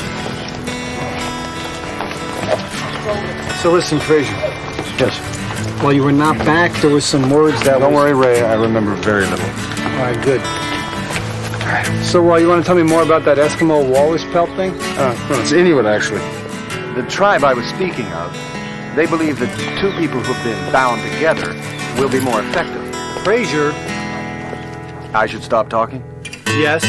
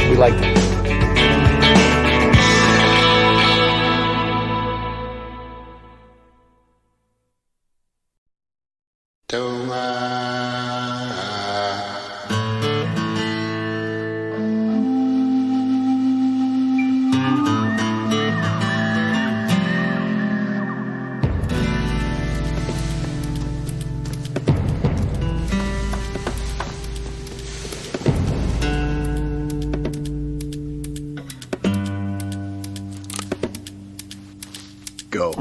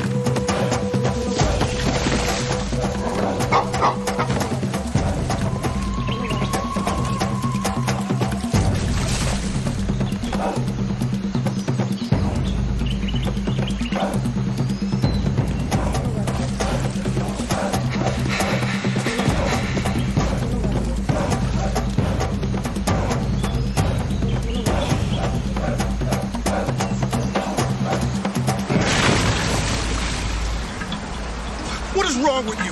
Why can't you just leave this thing alone? It's not in my nature. Get your feet off the bottom. I don't think you want me to do that. Pick your feet up! As you wish.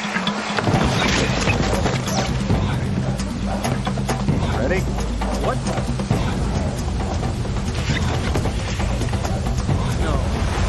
No.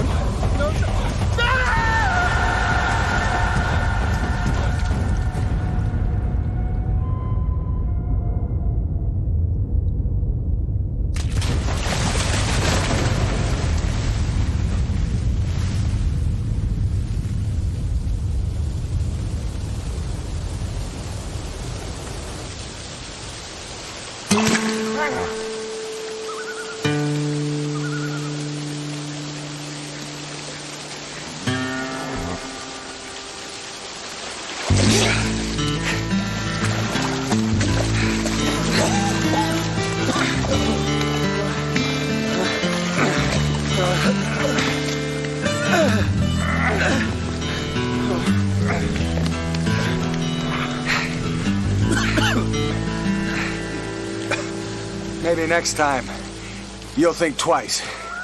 Let me just go over the details and see if I have them in order here. You were in pursuit of this individual for over 6.5 days, over roughly 1,700 kilometers of deep wilderness, in pursuit of an individual you suspected was guilty of... Littering, sir. I was hoping I had read that incorrectly. Because, you see, in the course of the pursuit of this litter bug, you effectively destroyed 3 riverboats, 2 light aircraft, 4 ATV, and 1 punt. The punt was purely accidental, sir. As they so often are, aren't they? Tell me, Constable, was there something in the nature of this man's litter that would justify the destruction of over $733,000 worth of private property? Yes, sir. Volume. Volume? And content. What kind of volume and content are we talking about? Well, at first it seemed to be domestic, a village dumping ground. But there was a telltale odor, sir, one that I'm sure that you would recognize, like chicken parts. Farts? Parts. Closer inspection revealed it to be the banned chemical known as DES, or They were bringing the diethylene. drums in on cruise ships through the deep port at Skagway, then hauling them over the White Pass with the intent The of local dumping inhabitants, in in our an expression river. of their deep appreciation of the RCMP, have recommended that you, sir, be bestowed with the title of Honorary Tribal Elder. Constable Fraser, there's a call for you from Chicago.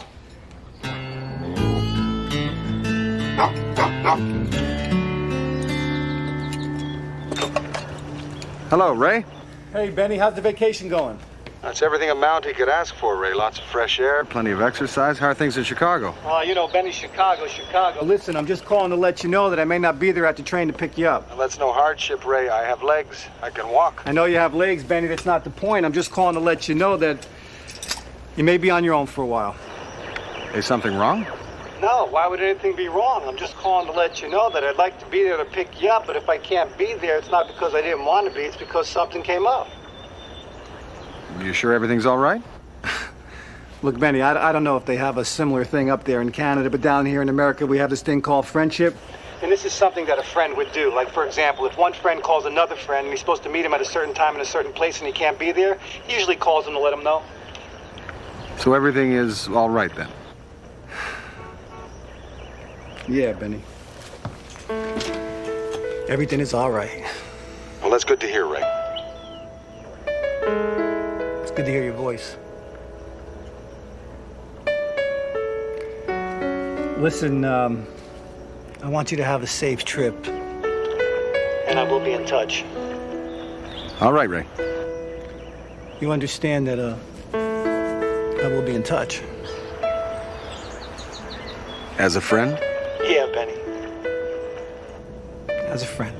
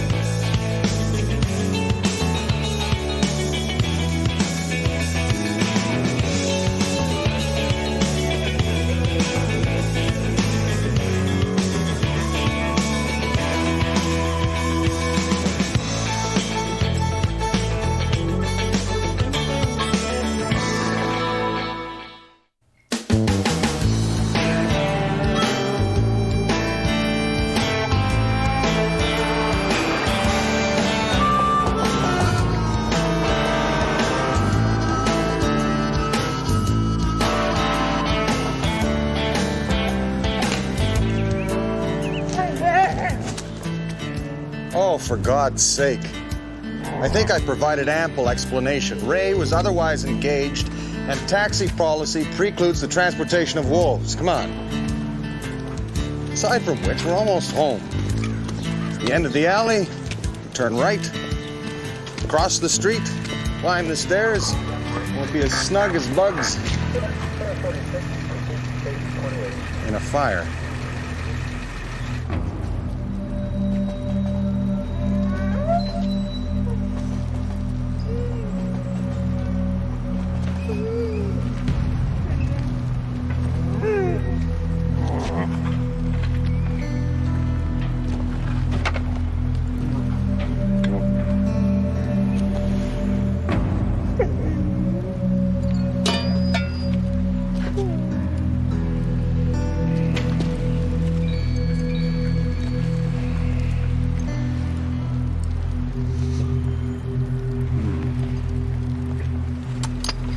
Not an easy thing to lose a home.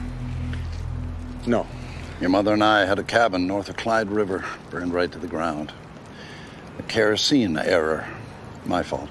Your mother and I slept in an igloo for 4 months while I rebuilt it. It was the longest time we spent together. I didn't know that. Oh, you weren't born yet, son. In fact, all that time spent in that igloo sort of started the ball rolling, conceptually speaking. But I wouldn't let this get to you. Something good might come from it. It did for me. You know, Dad, all the years you were alive, and now since you've been dead, you never talked like this. You never told me. I didn't tell you about Dirt McGurk? Oh, yeah, I chased that rat for years. He walked right up to the igloo. Didn't think there was a Mountie inside. Easiest arrest I ever made. Buck up.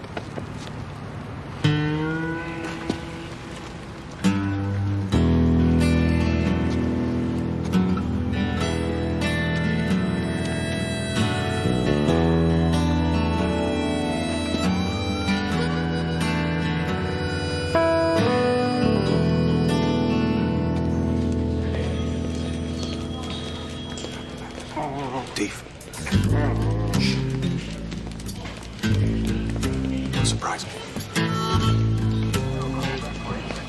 Ray!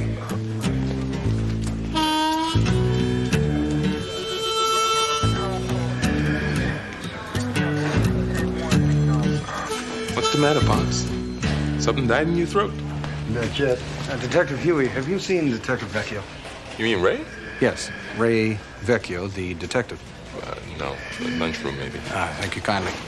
Oh, before I forget, I brought you a little something from the territories. Genuine beluga whalebone.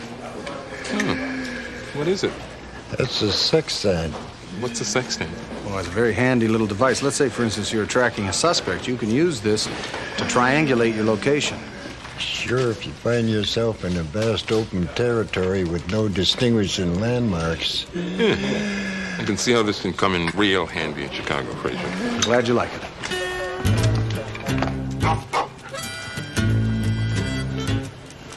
Elaine. Hey, sir. How was your vacation? Oh, very relaxing. You haven't seen Detective Vecchio, have you? Ray Vecchio? Yes, the detective. No, I haven't. He's probably at his desk.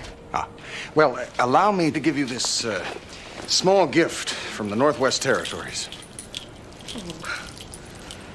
Gee, I don't know what to say. No need to say anything. Just enjoy it.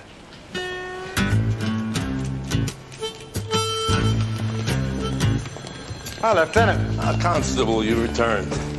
Upon reflection, I imagine that pleases me. Well, I hope so, sir. You haven't by any chance seen Detective Vecchio, have you?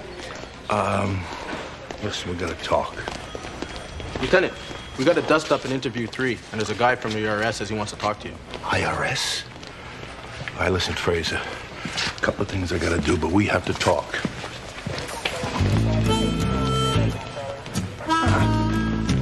Ray! Fraser! Buddy! You have a good time up there in the northwest areas? Territories, you mean? Wilderness, huh? Exactly. Me, personally, I leave the city, I come down with this skin condition. Janie, given any thought to Friday night, be a great first date. Crystal Ballroom, the band, martinis, me. My dog has a foot fungus that needs some attention. Right. Is there a karmic chi love thing happening there or what? I'm sorry, there seems to be some sort of misunderstanding. I'm looking for Ray Vecchio. Huh? Raymond Vecchio, the detective. You talked to Welsh, right? Yes, I did. Good. So we're on the right track. Look, I'm glad you're back, Fraser, because things have not been the same around here. Obviously. And you want to know why? As a matter of fact, yes, I do. Take a look back through history. What do you see? Well, any particular period of history? Nah, the whole shebang. Well, Fraser, you found him. Good. What do you see? Over and over is this. Duets, okay? Hey, Ray, what's up? Jimmy, you owe me a fin from last week. Yeah, Think about it. Lennon and McCartney, Leopold and Loeb, the Three Stooges. Strictly speaking, they were a trio, but in my opinion, they should have dropped Larry right from the start, because you could see the guy, he just was not committed to it. Anyway, I think you know what I'm talking about. No, I'm sorry, I haven't the faintest idea what you're talking about. Partners, Fraser. Partners. Elaine, you got that stuff on the Docklands? Who are you? We're kidding around, Fraser. You know who I am. I assure you, I am not kidding around. Here you go, Ray. Files 1 through 7 in the background of the Johnson case. I'm sorry. I don't mean to be rude, but I rarely forget a face, and I am very confident that you and I have never met. Now, my name is Constable Benton Fraser, Royal Canadian Mounted Police. I first came to Chicago on the trail of the killers of my father, and for reasons that, well, they don't need exploring at this juncture, I have remained attached as liaison with the Canadian Consulate, and over the course of my time here, I formed what you would call a duet with a person that I am currently looking for, one Raymond Vecchio, Detective First Grade, Chicago Police Department. Raymond Vecchio, Detective First Grade, Chicago Police Department. Everyone here knows who I am, Fraser. How about you? Ray Vecchio. Yeah, like something off a Christmas tree? For you. Listen, what a shame about your apartment building. Homeless, huh? What an ugly word. Well, you could always move in with your friend Vecchio. I'm not at all convinced that he is my friend, actually. Oh, well, great. Then you probably won't sweat the fact that his electric blanket's getting the family home all nice and toasty. I have no idea who you are, but if you insist on maintaining the charade of being Ray Vecchio, it may be of interest for you to know that I have reason to believe your house is about to burn down. Look, we'll take my car. Oh, please don't tell me your car's a 1971 green Buick Riviera. Yep. Why not? Let's just play along.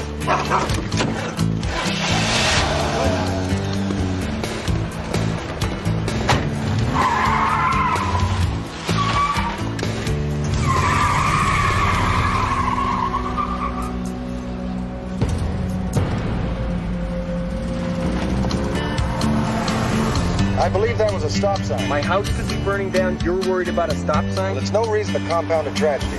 God, stop it. Stop what? What he's doing to me, the things he's doing to me. It could be a sign of affection. Or what? Or a prelude to lunch. He's doing disgusting things to my ear. Get him off me. He doesn't always listen to me. As you know, he's deaf. I'll crash the car. He does read lips, so enunciate clearly. Get off me! Exclamation mark! You missed our turn. I did not miss our turn. Yes, I believe you did. You see, ordinarily you would turn at Montclair, cut across the alley, cross Harlem, and then turn right on Octavia. Yeah, ordinarily I would do that, but ordinarily I do not have a deaf wolf trying to make intimate with me, Fraser. Besides, I'm trying to shake things up a little bit. Routine is a silent killer. I thought that was high blood pressure. Now they changed that. When? You're on vacation. Oh my God. This is Unit 117. We got a code 13 at 2926 North Octavia Avenue. Right, you take the back. I'll take the front. Whoa. This is a fire. We wait for the fire department. Lives are at stake. Look, pal, I don't risk my neck for anybody. Ray Vecchio would.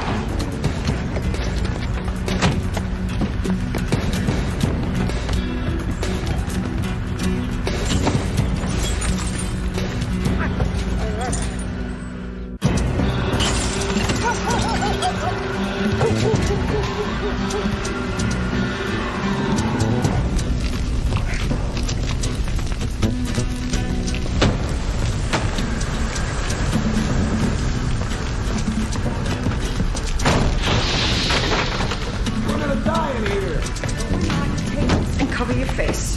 Come with me. This way. Stand aside.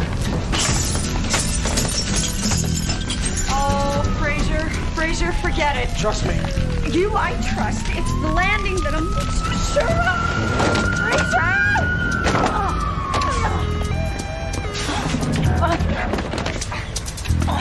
Watch where you're putting your hands, mister.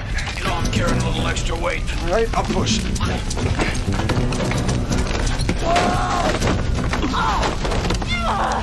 Get off me, baboon.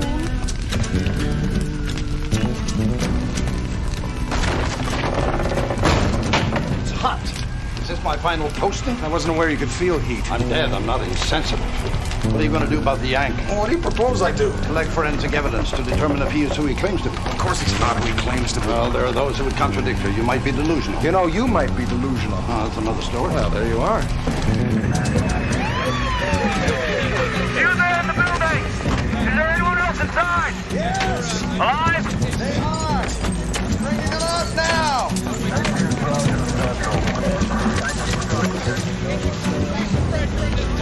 I don't believe this. I know it is remarkable. Although Carassius auratus can withstand fluctuations in temperature far greater than generally known. You went into a burning building for fish? No, not exclusively. Beef, keep an eye on them.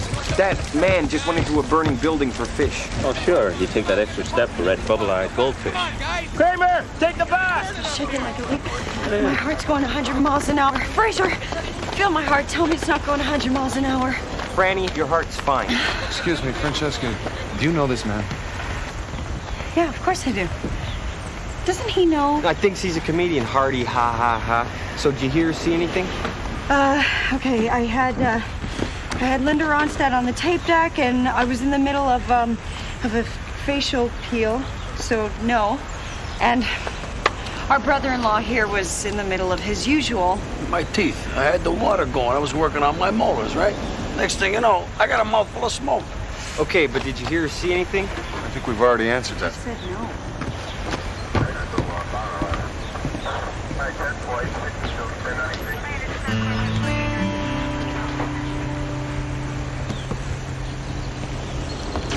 Hey, what are you doing?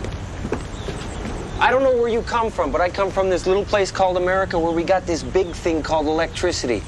Word of advice, your tongue, electricity. Not a good mix. Okay? Come on, let's rock and roll. Hey, Fraser, you know that... Excuse me, folks. I mean, I know what you know. You know, and what everybody else knows. And all of that is, known. Do you know what I'm saying? I have no idea what you're saying. Come on, Fraser. Excuse me. Dave, let's... Before I die of waiting, Come on. you can burn down my place of employment, you can burn down my bowling alley, you can burn down my dance hall, sure. But my place of residence, I don't think so. Hold still. What are you doing? It's not important. What is important is that we try to determine who might have had a motive for these fires. You always state the obvious? I've never thought about it. Although, you know, my uncle Tiberius, who had a lifelong fascination with cabbage and its northern possibilities, he once remarked... Forget I asked. Don't bring up Tiberius. Understood. Well, that was good, though, measuring the Yank. Thank you. For what? For driving the car. You're thanking me for driving the car? But, of course, one Yank is pretty much like another anyway. People are not interchangeable like snowmobile parts. There you go with the obvious again. You're right about that. What I think we should do is go back through our past histories. Well, realizing, of course, that's not something you're equipped to do. What do you mean I'm not equipped to do? I can do that. What about the Bolt brothers? The Bolt brothers were not arsonists. They were demented terrorists whose M.O. involved impromptu thermonuclear devices. Right. I'm thinking, Other demented terrorists whose M.O. involved impromptu thermonuclear devices? No, wise guy. He's confused. Geiger. Geiger was an escaped convict, sworn to vengeance on a legendary Mountie who bore an uncanny resemblance to the Canadian actor and comedian Leslie Nielsen. Who had yet received the Order of Canada. Long overdue. Morgan. Bank robbery. Herb Collin. Aging vigilante. Bodine. Gun smuggler. Although it is interesting, his partner wore a very heavy perfume. The base property I believe to be a combination of camphor and rose. What's the connection? Eve, let's go. The connection? Yeah, connection. To Bodine, none, other than the perfume. However, I did detect the odor of ambergris, a base common to many perfumes, and the electrical socket outside the Vecchio house. And the same odor was present in the rubble of my apartment building. Whoa, whoa, whoa. You're telling me your apartment building was burnt down as well? Yes. In all of the excitement, I neglected to mention it. Neglected to mention it? Well, the point is, the same odor was present, and I retrieved this from the rubble. Oh, great. So all we got to do is go around Chicago sticking our noses in people's pits to find somebody with the same smell. Well, that's one approach, I suppose. Elaine, did you give any thought to Friday? It'd be a great first date. Crystal Ballroom, the band, martinis, moi. No. Wait a minute. The perfume is the starter. The trigger. What the hell is the name of that stuff that gets the fire going? The accelerant. Accelerant. Don't say anything.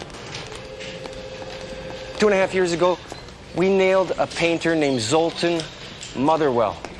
At face value, it looked like he was torching his lofts to cash in on the insurance money, right? Yes, but the trail widened and it revealed itself to be a pattern. Right. Like he was burning down studios, workshops.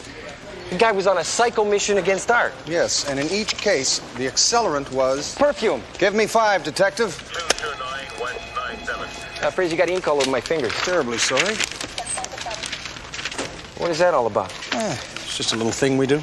Little thing we do, huh? It's one of our little things. We have a lot of fun, don't we, you and I? More fun than a barrel of monkeys. Very smooth, son. Thank you. Don't thank me yet. Zoltan Motherwell's in the Evanston Institution for the Criminally Insane. A dead end.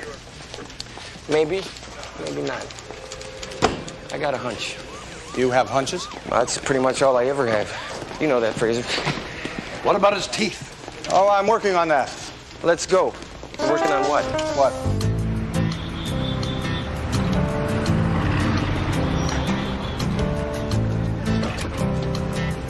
Next day. Okay, this is how we're gonna play this, Mook. You do the legwork, I'll hang in the background. You'd prefer not to be seen. I'll be seen when I need to be seen. I see. I see. What does that mean? Nothing. No, when someone says I see, it means something. Oh. What? It only takes an extra second to be courteous. Up. After you. After you. Thank you kindly. You're welcome. What do you mean? Well, what I mean is that civility is a quality often overlooked. No, not that. When you said I see, what did you mean by that? Well, Ray Vecchio arrested Zoltan Motherwell. Now, if you are Ray Vecchio, he'll recognize you. If you're not, he won't. You know something? You're a Delton Thomas. You got those files I ordered? Yeah, here you go. You see? We're like a 1-2 punch, a duet. You set them up, I knock them down. You set them up, I knock them down.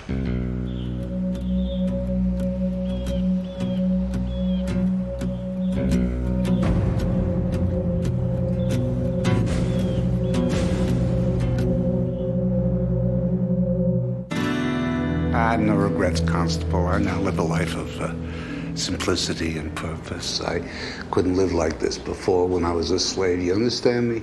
No, I'm afraid I don't. You were a slave to... To everything. Canvas, paint, dealers, galleries, fashion, falsehood. A slave. Until... Come here.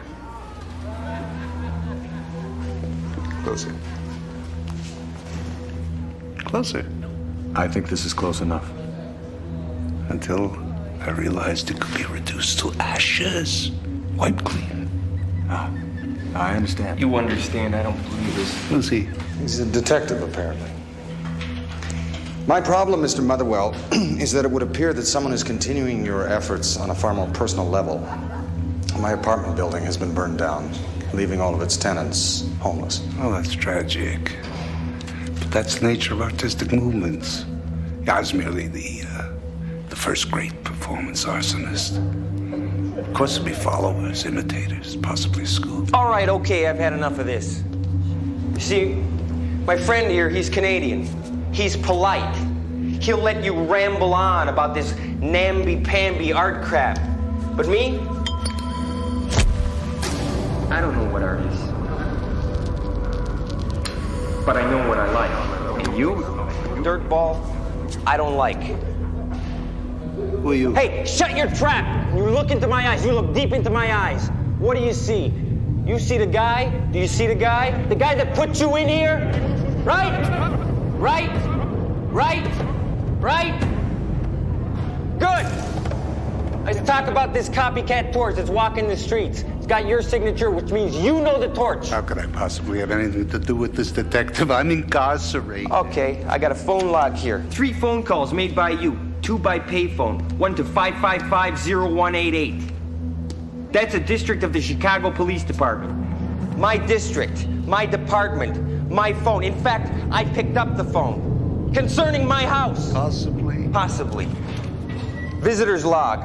1 visitor, marked girlfriend, with no name. Now you cough up a name or it is all aboard for fun time and I will kick your head all over this room. I think I need to see my attorney. Sure, you'll get to see your attorney right after I break your jaw. Is he gonna hit me? I think it's probably just a posture. No, I'm gonna break your jaw. But first, let's talk about your girlfriend. I have nothing to say. Gentlemen, 5. It's ridiculous. 4. He's gonna hit me. 3. I'm sure it's a posture. 2. I could be wrong. 1. No, wait. All right, what do you want to know? How about a name? Greta Garbo. A real name! Greta Garbo's a real name. She has a thing, an obsession with privacy. She changed it legally. Whereabouts? Last time I talked to her, she lived on Shooter Street, 271.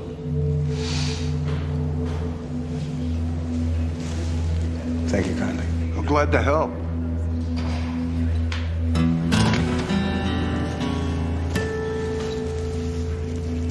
That was just a posture, wasn't it? Yeah, sure.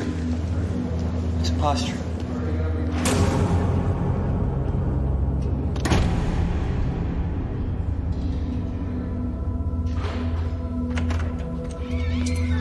Here you go.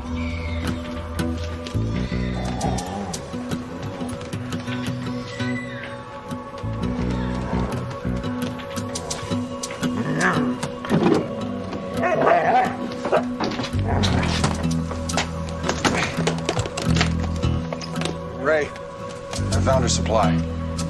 We might be too late. I think she's planning to switch countries. How to become a Canadian in 10 easy steps. Consulate. Step 1, get a big hat. Step 2, lick electrical sockets. Step 3. Constable Turnbull. Why, that's correct, sir. I am a constable, and you've reached the Canadian consulate. My name is Turnbull. Where are you going? The consulate. What, the old consulate? There's a new consulate attached to the consulate. Yes, as of this week, something Ray Vecchio would know. I knew that. Yes, I know who you are, Turnbull. It's right. If you know who I am, Mr. Wright, I fail to see why you're asking me who I am. I would have thought you... Please put Inspector Thatcher on the line. I'm sorry, but... Inspector Thatcher indisposed at the moment. Turnbull. That man is... We better hurry. Hello?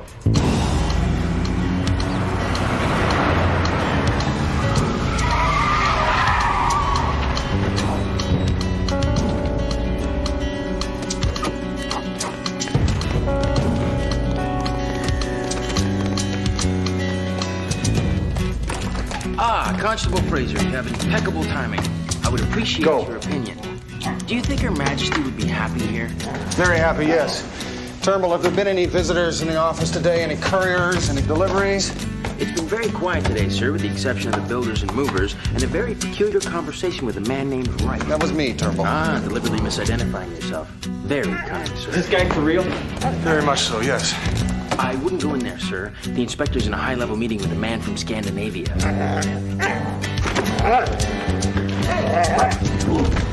Would you mind telling me what brand of perfume you're wearing, sir? Will he bite? Only if provoked. Fraser, what are you doing? Your perfume, if you wouldn't mind. Who are you? Perfume? If you'd be so kind. Vecchio.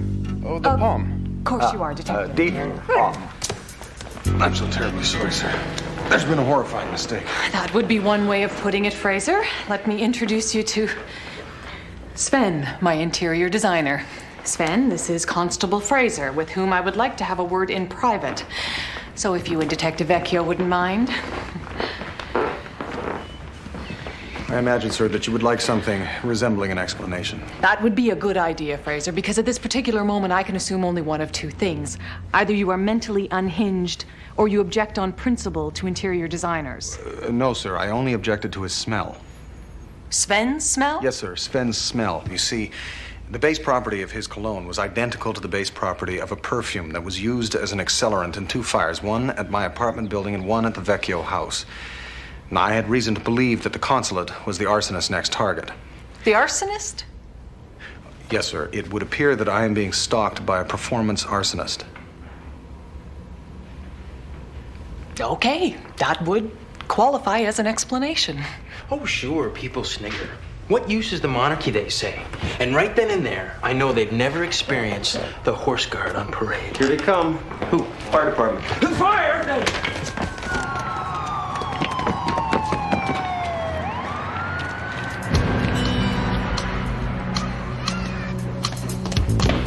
Torch, she's here.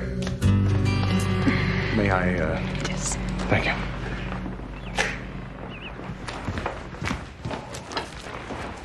Do you mind if I... Good luck.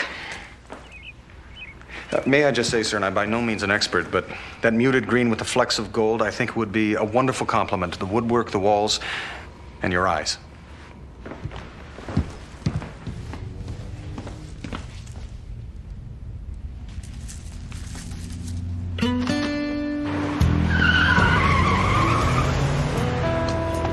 Like, I don't believe it. She followed us every step of the way. Up the street from my house, at the mental institution, and now here.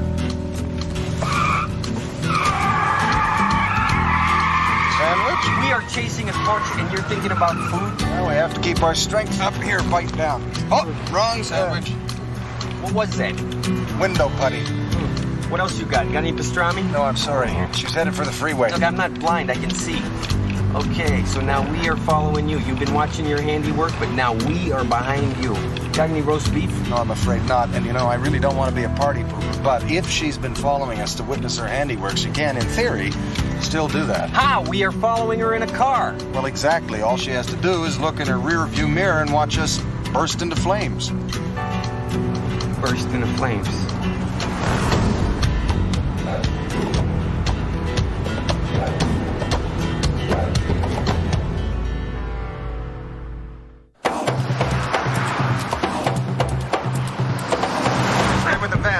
What do you mean, don't lose her? We can go up at any time. Hey! Hey! Hey! What are you doing? I'm trying to locate the igniter. Well, how about we stop the car and locate the igniter? She is a criminal. Stay the course. Look, you know something? You're a freak, but in spite of that, I'm going to tell you something. This may not be the best time, but I'd like to say it before we go up and smoke. And I feel a little pink about it because I realize that nobody talks to you. Number one, I'm not the guy that you think. Number two, the guy you think I am, or maybe you know, this was not my ambition to be, you know, driving in a Molotov cocktail with a Mountie on the roof and a dead wolf staring at me like I was an appetizer. It just was not part of a normal desire. Not for me, anyway. I had other things in mind. Fraser! They said he was agile. He's not agile. He fell off the car. Hey! Hey! Are you with me? You bet. Okay. Good. So the upshot is, I go in, they say, hey, you want a job? And I go, I was weak, I was down. They say, hell, I'll think about it. I'm thinking about it, and hey, my life's not great at the moment. I think maybe I could use a change of scene, change your luck, go undercover, get a new life. They say, you want to work with this guy? And she's taking the exit. Okay. So I say, no problem. That's about it. I mean, I could say more, but that's how I got here. So what do you think? Nothing. Nothing? I spill my guts and nothing? What are you talking about? What I was just saying, you didn't hear any of it? Well, no, with the wind, the speed, I'm sorry. Also, I was unable to locate the... What is she doing? She's slowing down. No! Okay, I guess we located the igniter. Yeah, it would appear so. Okay, this is where I get out. No, we cannot do that. Yes, we can, Fraser. Our work is done We here. stay in the car. Look, Fraser, what are you doing? Do not touch my inner thigh or calf. Your foot off the brake. I'm trying to stop. You cannot stop the car. Not with you hold on to my leg, I can't. Wait, it is too dangerous. This is a public thoroughfare. Pedestrians may be afoot. Look, I do not risk my neck for anybody. Look, the car's gonna blow. No, it is not. It is very, very, very rare that a car ever actually explodes.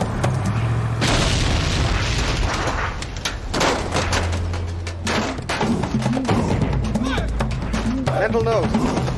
Equip your vehicle with a fire extinguisher. I am all over that. We gotta find a safe place to deposit this car. Parking lot. No, it's too crowded. How about a park?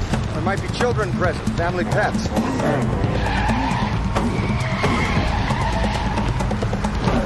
Whoa. What? Stoplight. You have got to be kidding me. No, I'm afraid not. This is a serious business. Traffic fatalities account for the loss of 41,786 American lives every year. Got it. Good thinking.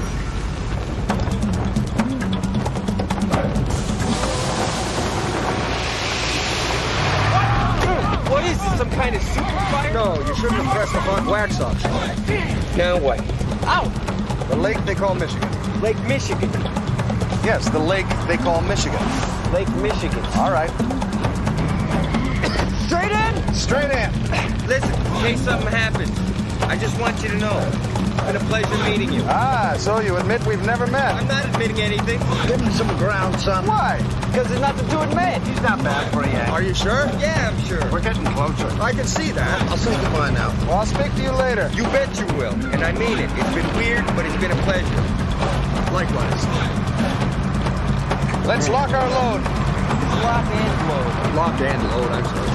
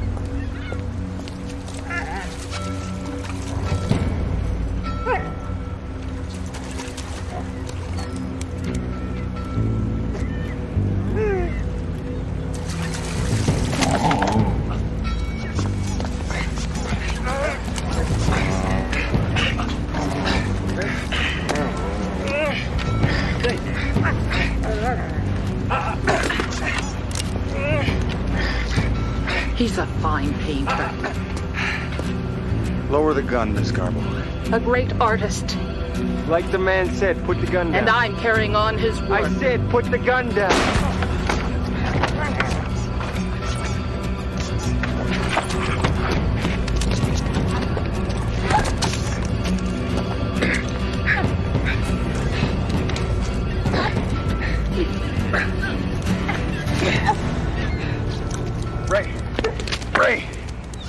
Ray! Ta-da! A vest. You called me Ray. No, I didn't. Yeah, you did. No, I didn't. Oh, yeah, you did. It was a mistake. Come on.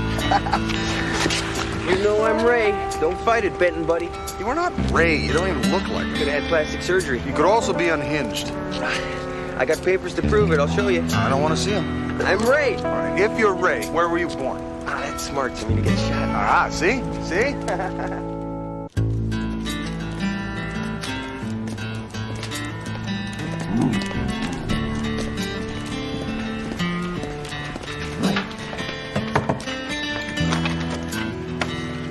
Lieutenant, if I could have just one moment of your time, I promise I'll be out of your hair before you can say Jimmy crack corn.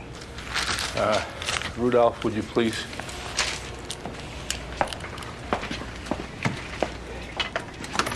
Sir, I'll confess, at first I was a little worried that maybe I had a hole in my bag of marbles. So I did an impromptu investigation I would like to present in evidence. These are the registered fingerprints, and these are the fingerprints of the man in question. They do not match. This is an official dental record. This is a cast I had made of the suspect's teeth. They do not match. The shoe size is also inconsistent, and finally, as you can see, the suspect's nose is fully 7 millimeters smaller than Ray Vecchio's. In conclusion, this man is not Raymond Vecchio. Constable, you have an uncanny power of observation. Thank you. Of course he's not Ray Vecchio. I've been trying to get to you to talk to you about this. There's an operation going on. This operation comes from way up the ladder. Details are kind of sketchy, but all we need to know is Ray Vecchio has gone deep undercover with the mob. Now, to protect his identity, we have to make believe that this guy is Ray Vecchio. I see. Lieutenant, have you by any chance heard from Ray? Oh, no, and I don't expect to either. I understand. But listen, Constable, I want you to give this guy a fair shot. He's a real good cop. And on your way out, send in my accountant. Understood. Thank you.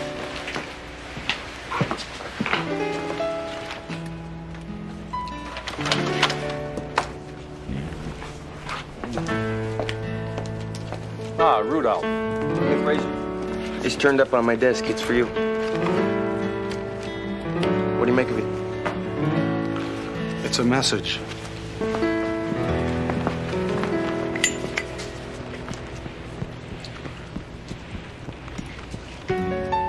Something I should worry about?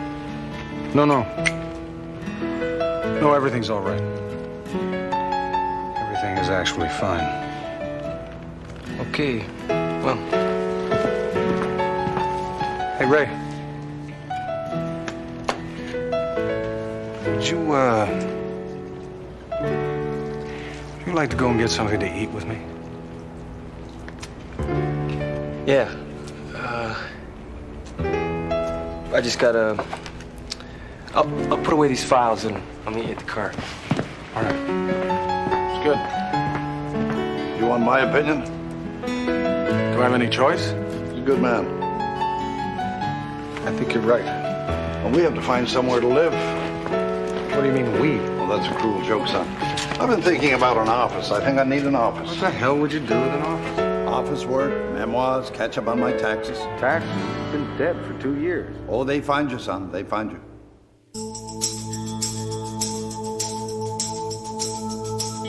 High winds, northern sky will carry you away.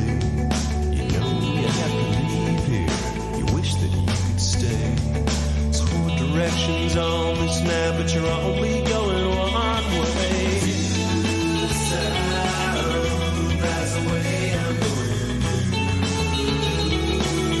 South, south, my traveling shoes are now all the way.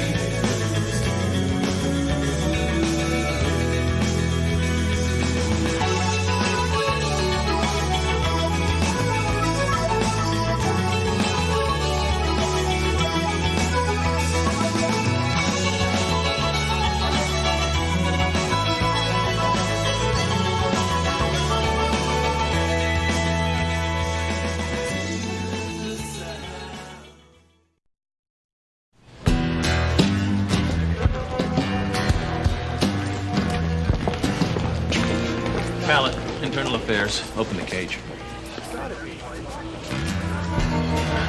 So this is the guy. Yeah, doesn't look like much, does he? It's gonna cost you all your jobs. All right, people, find a spot, stand in it, and listen up. My name is Brandauer, State's Attorney's Office. This is Detective Hallett, Internal Affairs. I'm sure you all recognize these as court documents. They are the product of 2 months' background investigation, and they authorize me to conduct a probe into allegations of corruption concerning this district. We will be at this for as long as it takes, so go about your business. But if we call, you drop everything and come running. Bear in mind, no one is outside our interest, and no one is above suspicion. Any questions? No? Good. Still a lieutenant, Harding? You still a jerk? Funny guy. But I think you'll be even funnier sitting in the state penitentiary. So where is he? He's a cop. He's out working. He's not wasting people's time like you. He's not gonna show up? Now, don't worry, he'll show. Oh, I'm not worried, Lieutenant. But if I were you, I'd be worried. Because it could be one hell of a dark day and not just an account of the eclipse. If Vecchio doesn't show up by the end of his shift, you're in for a rocky ride.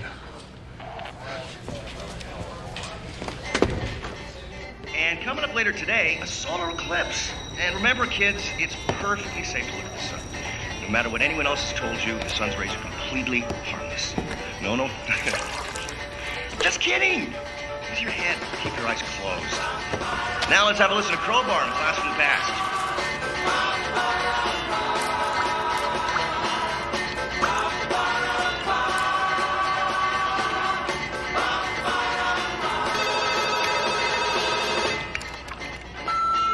It's Welch. We need you in here, detective, now.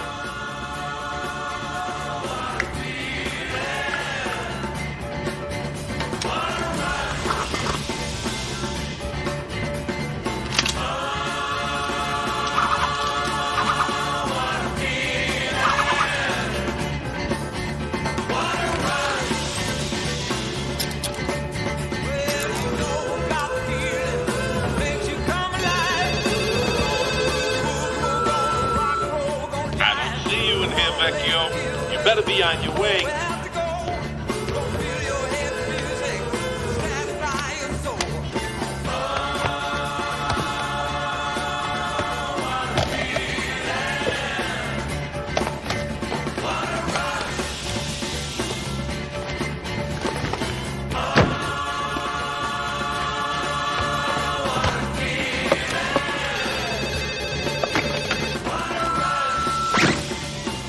Where the hell are you? That is, of course, I'm assuming you still want to work at this station. We got urgent matters here. Need your attention, detective. Serious stuff. Get your butt in here now. Not today, Welch.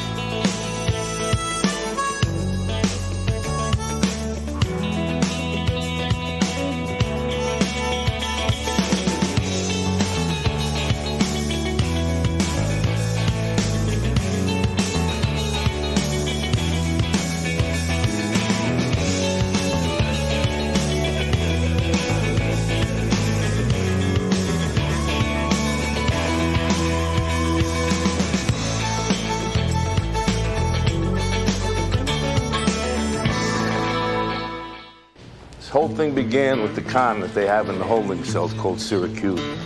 Apparently he had a sit-down with one of the reps from state's attorney, tried to cut himself a deal for an early release. He said that our whole station was bent, taking in drugs with the rest, skimming off the top. How did he come by this information, they asked? He said he used to be a stoolie for one of the dirty cops, a detective. Which detective, they asked? He points the finger at Ray Vecchio. Ray Vecchio is not corrupt, sir. Oh, yeah. You know that, and I know that. But between them all, IAD doesn't have a half a brain. In here, please.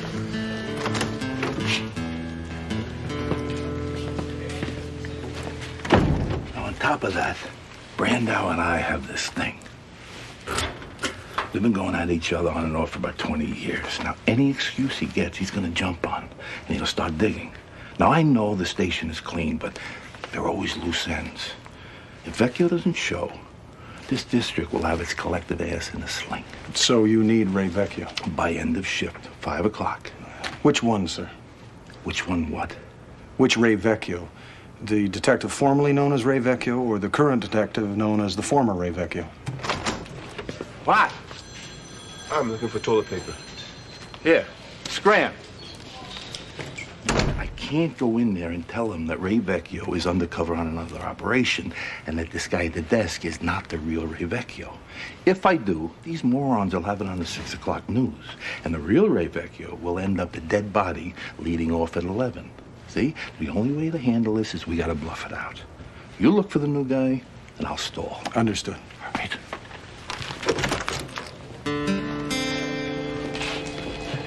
Hi, Fraser. What's with the cabbage? Party supplies. For the eclipse? No, actually. It's Detective Vecchio's birthday.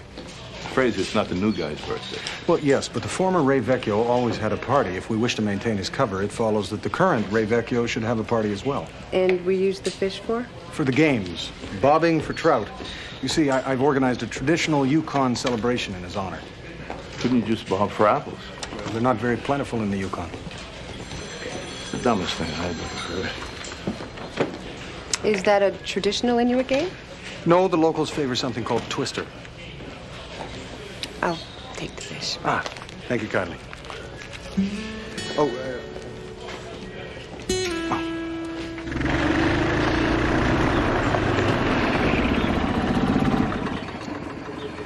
Morning. I'd like to get into that crypt. Can't be done. Why not? For one thing, you're still breathing. $10. Do I look like a man who will take a bribe of money?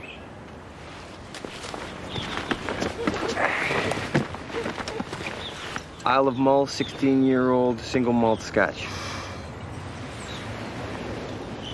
I'll get the key. He's okay in housing? Scrupulous. Good. But don't just move the dirt around. Very mysterious man, this friend of yours. In what sense, ma'am? He clomps. Plums? In rhythm.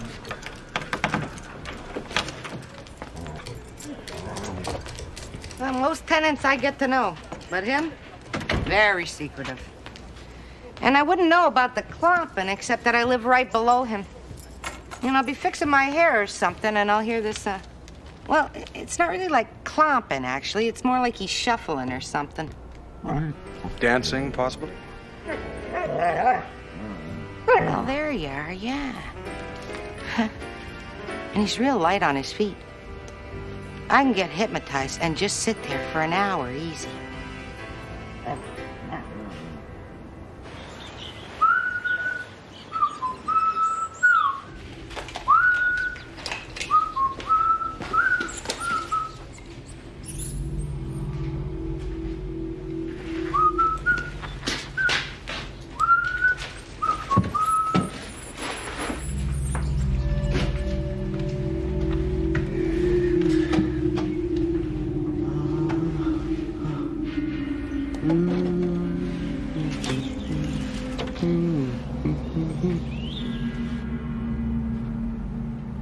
So what's your story? You work in a circus? No, ma'am. Royal Canadian Mounted Police. I first came to Chicago on the trail of the killers of my father, and for reasons that don't need exploring at this juncture, I've remained attached as liaison with the Canadian consulate. Don't take anything. Understood.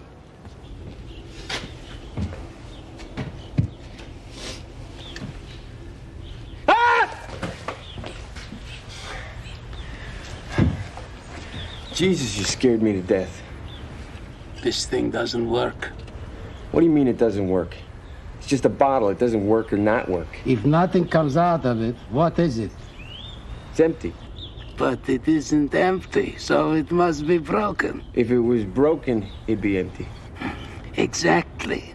So, it's not working.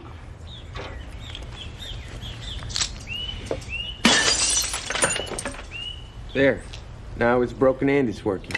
Good man. That's nice. That's so nice. It's so nice to see the IRS taking an interest in you the same time we are. Yeah, it's nice to see you guys take the word of a career scumball over mine. Mr. Syracuse has nothing to gain by his allegations. Why would he make them up? Come on, Hallett. Think I don't know he's up for release? Think I don't know Brandauer here is waiting to nail me for most of his adult life? Look, you guys knock yourselves out. I got a station to run. Put the blame on me. No. Very English. Hey! Anybody wants to get their head cracked, keep talking. Who are the Penguins? The graduating class of the Grenville School of Deportment and Domestic Service. Apparently they were setting a table when a rumble broke out over the correct placement of the spoon. Welcome. Fraser check in yet? No. I give Ray another shot. Best.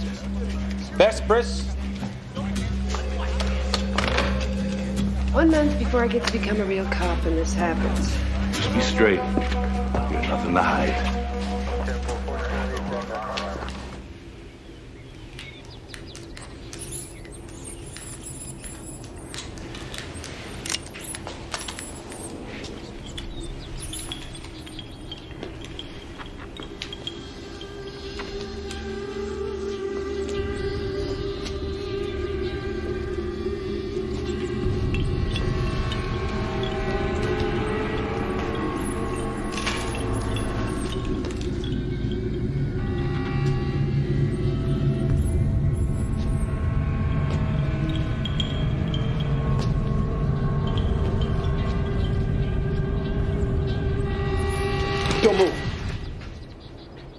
Hi, Ray.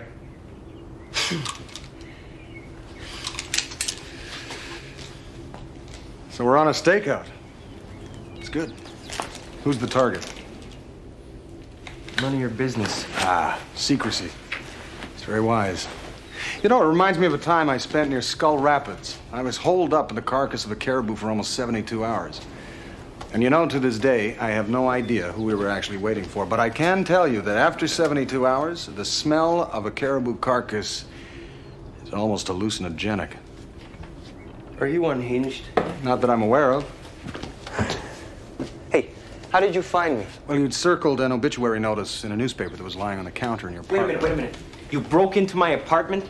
Well, no, that would be illegal. Your landlady simply let me in. She's very fond of you, by the way.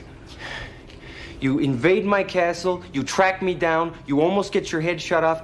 You want to tell me why? Well, 2 reasons. First, I brought you a present. For what? For your birthday. It's not my birthday. Yes, it is. No, it's not.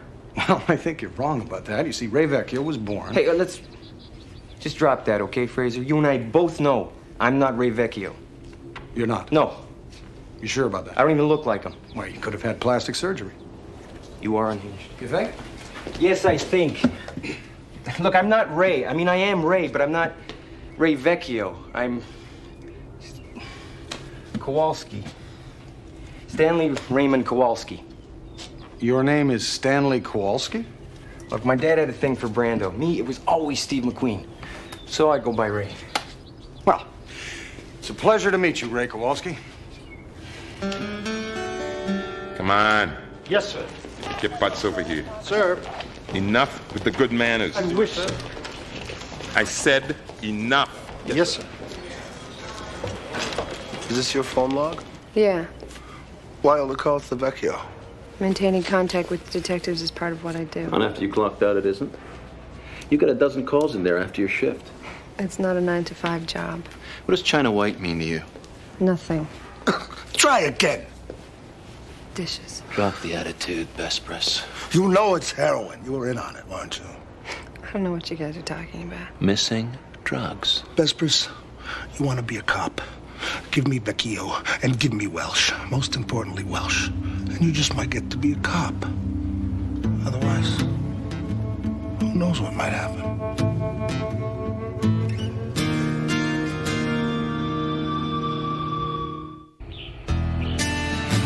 People are counting on you, Ray. They could lose their jobs. Look, Fraser, let's get this thing straight. You want me to sit in front of a bunch of guys who are going to grill me about corruption that never happened, but if it did happen, it happened to another guy. But I'd have to answer for it anyway? Yes. Forget it. If you don't, Ray, you will lose your shield. Look, Fraser, I've humped this job for a long time. Bad hours, bad food, and bad guys. And for what? For the pride and honor of knowing that we make it possible for good people to tuck their kids in at night, turn out the lights, and know they'll be safe. You gotta be kidding me. No, I'm not. You believe all that? Yes, I do. Never doubt it? Never. You're a lucky guy, Fraser. Me? I never wanted to be a cop in the first place. I always wanted to be something else. Why didn't you become something else? That is the reason I'm here today. Do you mind if I ask you what that reason is? Mind if I ask you what your wolf is doing?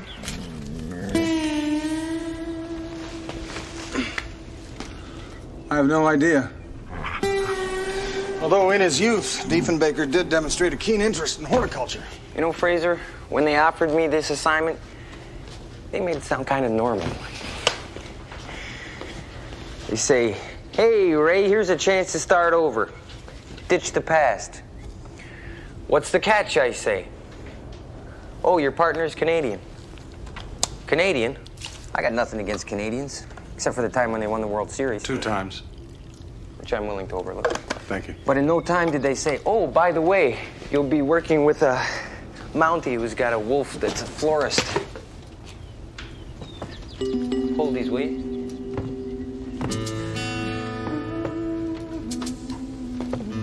Oh, that's good. That's queer. Is this the target of the stakeout? Nah, just something's queer. Let's check it out.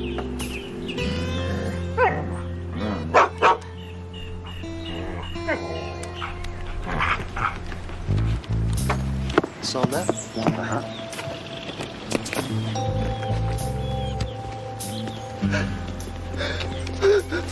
Mom. Mom. What? That's my mom in there. No, it's not. It is. No, it's not. You're confused with, Grief. Yeah, see? That ain't your mother. That's, Mr. Smith. Jones. No, that's my mom. Mom, I'm so sorry. Just wanted to see your face one last time. Hey, you can't do that. Mom, how you've changed into Cuban cigars. That's enough, Bob. Out of the car. Easy. Easy. That's it. That's it. Easy. Gentlemen, my name is Constable Benton Fraser, Royal Canadian Mounted Police. Pull out your gun. I don't have a gun. You don't got no gun? No, I'm afraid not, but if you would be so kind as to step to one side, the detective will read you your Miranda rights. I assume that weaponry you're holding is illegal. Does a bear shop in the forest? In my experience, bears don't shop. Hey, wise guy, step out of the way. Run. You don't have a gun? Well, obviously we're full briefed. I'm not licensed to carry a firearm. And you didn't bother to tell me before? Well, it didn't seem germane at the time. What the hell kind of word is that? I'll be right back. What are you doing? It's your birthday present. I dropped it. Are you a freak? It's a dream catcher. I made it myself. You see, you hang it in your window, it catches all your bad dreams. You sleep well at night.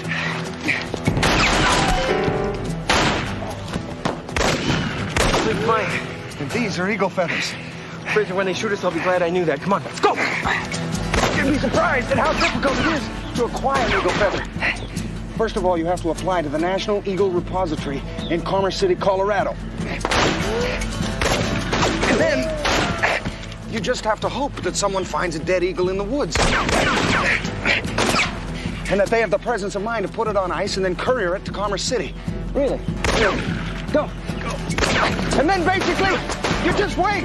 And you hope that no shaman or tribal elder needs an eagle feather in some sort of sacred ritual, which of course would take precedence over your relatively minor desire to use the feather in a gift for your partner. How many rounds have I fired? By my count, 7. Duck! We're sunk. I left all my clips in the crypt. I've only got 2 rounds left. You know, I don't mean to be critical, but you might want to consider some remedial practice on the target range. Your aim is appalling. Hey, I'm a good shot. By what criteria? You fired 7 rounds. You haven't been within 50 meters of your target. I'm a good shot. I just need my glasses. I also left them in the tomb. No, you didn't. No, you didn't. Here. Why didn't you tell me you had them? Well, I didn't realize you were blind. I'm not blind. I just don't see all that good. All right, we've got a bit of time, so just to finish this off, if you happen to pass all of these hurdles, you might be one of the few, the lucky few, as I was, to have this precious symbol of freedom delivered right to your door. What are you talking about?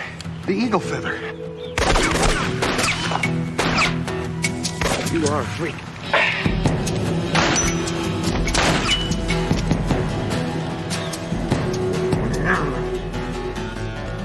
Hey!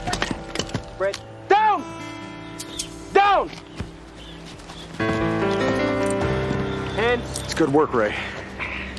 Now we'll have to return to the station for processing. We have the right to remain silent. Ray, we have to return to the station for processing. I am not doing that, Fraser. Anything Ray, you say may be held against Standard you. Operating Procedure, Field You have the Manual, right to an Chapter attorney. 7. The arresting You can't have a officer warrant shall attorney transfer that the won't be appointed suspect to the nearest station Do you house for understand these processing rights? with dispatch. Do you understand these with rights? dispatch. You like procedure so much, you take them in. I'm not the arresting officer. Look, Fraser, get something through your head. Keep a shield, lose a shield, I don't really care. I am not leaving this graveyard till I finish what I came here to do. Take down a bent nail named Marcus Ellery. Until I do that, I'm not leaving. Period. Dot it, file it, stick it in a box marked done. Okay? Come on, get up!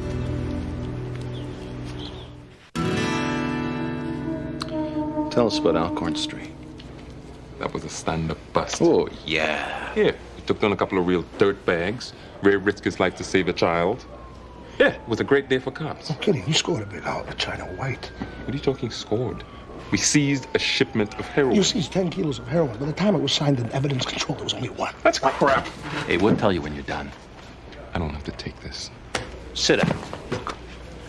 You've got a fine record, detective. Could be you were just taking orders, right? You give me Welsh. You give me Welsh, and maybe I can help you out. In the 70s, Ellery went on a tear, a string of armed robberies from Illinois to Texas. He'd hit anything with cash. Jewelry, armored trucks, banks. He did one bank right in my neighborhood. 10 years ago, he was convicted of a heist outside El Paso.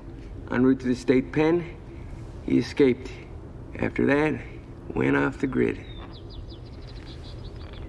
It's his mother they're burying today. You think he'll attend? It's his mother. He'll show. Who asked you? Don't get so miffed. He's just trying to help. I don't need your help. Fine. But I detect a hole in your plan. Oh, yeah? Yeah. Assuming Ellery shows, which I agree he will, what are you gonna do? Statute of limitations is run down on the guy. You know he's right, Ray. Look, whose side are you on? I didn't realize there were sides. Look, Fraser, there's always sides. There's bad guys, then there's everybody else. Marcus Ellery, bad guy. That may be, but you got no grounds to arrest him, man. Look, this is not official business, so shut up. It's personal. You know, Ray, Francis Bacon once wrote that revenge is a wild kind of justice, which the more man's nature runs to, the more ought law to weed it out. Did Francis Bacon ever meet up with Marcus Ellery? It's unlikely. Bacon died in 1626. Well, there you go. If he had, he would have whistled a different tune. A wild kind of justice. Yeah, I like that. How many times I gotta tell you? We only seized 1 kilo. Not according to the evidence log. What's this? It's my name. Yeah, and this? My signature. 10 kilos, detective. 10. It was 1. Ray will back me up. Well, he hasn't even bothered to show up, has he? He's left you to take the fall. Huh? What does that tell you? Think about it. This guy Bacon, does he got any books out? Yes, actually. The Advancement of Learning, Novum Organum, and an incomplete yet very fascinating work called Instauratio Magna. I'm gonna check into that. What's wrong with you, man? Wait, if we don't get off on a technicality, we're looking at 15 to 20 Juliet. I could put that time to good use. Shut up. Gun. Dog, that's your head.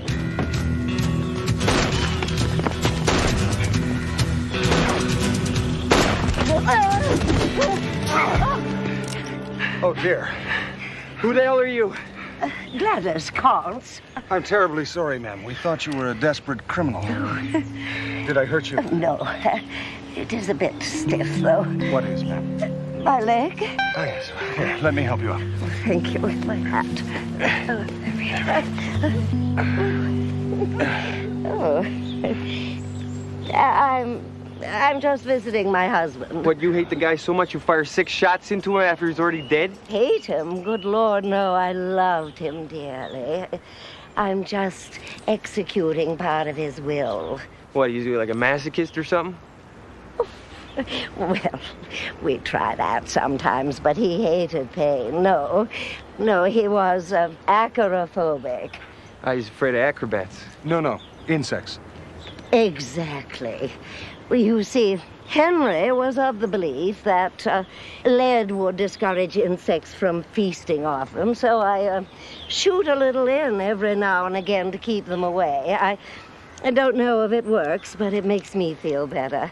I understand. You understand. Yeah, ma'am, I'm afraid we're going to have to check your firearms certificate. Oh, by all means. Thank you kindly. Freak. He's not here in an hour. We're all going to be looking for new jobs on the back of matchbooks.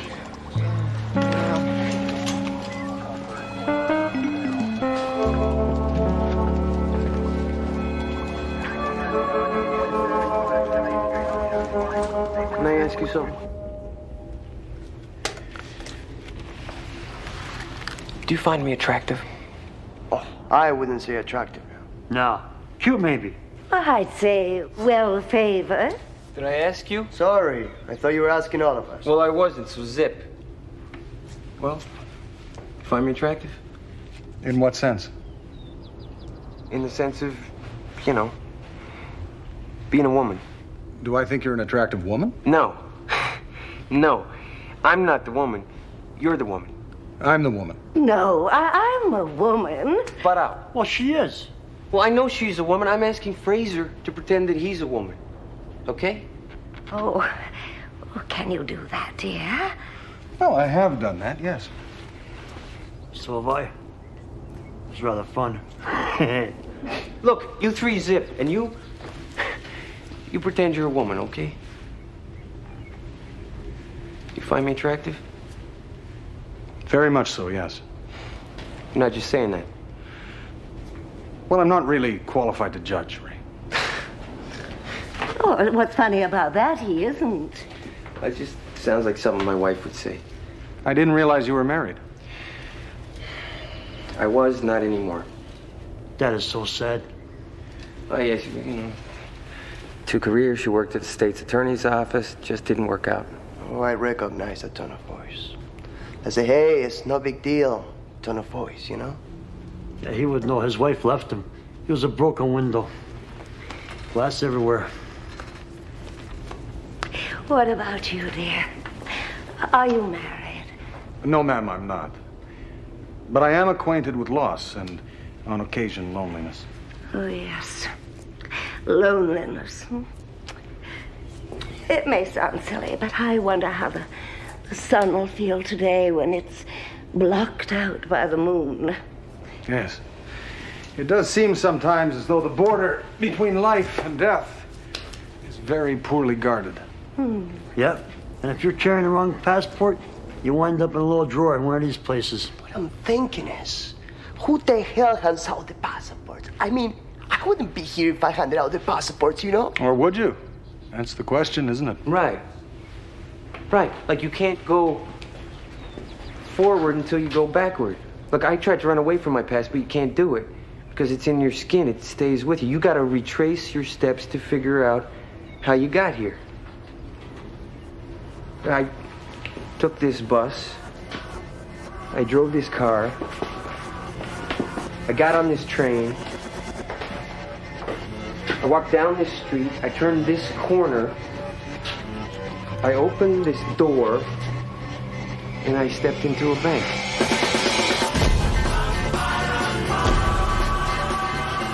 I was 13 and she was a Gold Coast girl. Private school. She was untouchable, but I was working it. I was lying like a maniac. I was John Lennon, James Bond, and Joe Namath all rolled into one.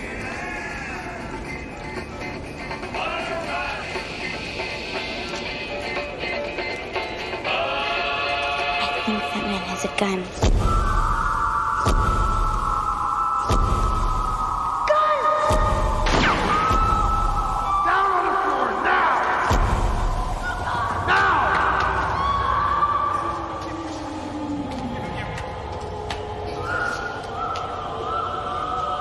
You!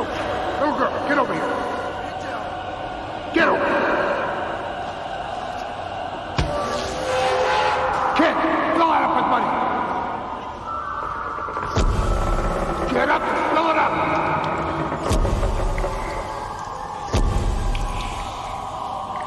Get up. Now. Turn around.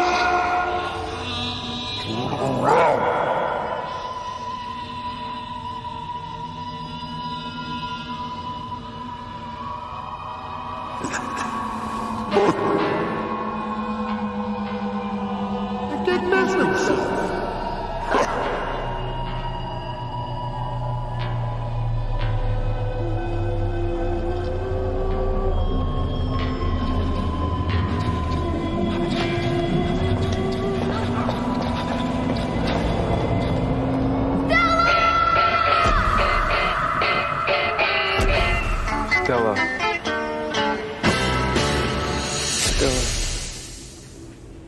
So, did you get the girl? Yeah, I got the girl. Ah, That was Stella, my wife. She married you after even, what you done? Yeah, but that's not the point. The point is, I mean, my whole life, it all starts and ends with this one guy. I'm like one of those, whatchamacallem, knights looking for the Holy Grail. Grail. What? Holy Grail. You sure? I'm pretty sure it's not a diner. Grill, grail, whatever. I'm just trying to settle an old debt.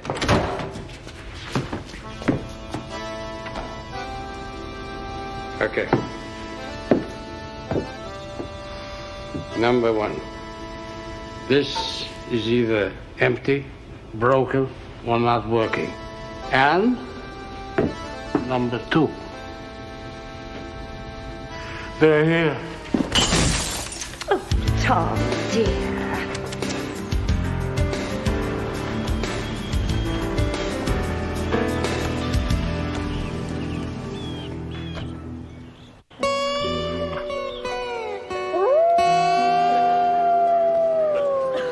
Is your wolf all right? I think he's grieving. His breed is uncommonly sensitive. He feels sorrow profoundly. He didn't show up. Guy doesn't show to his own mother's funeral? I mean, we're low-life, man, but that's a new standard. Let's go. Shh. Hush, Tom, dear. Shh. Go back to sleep. Shh. You know, Ray, I'm pretty sure he'll come. We have time.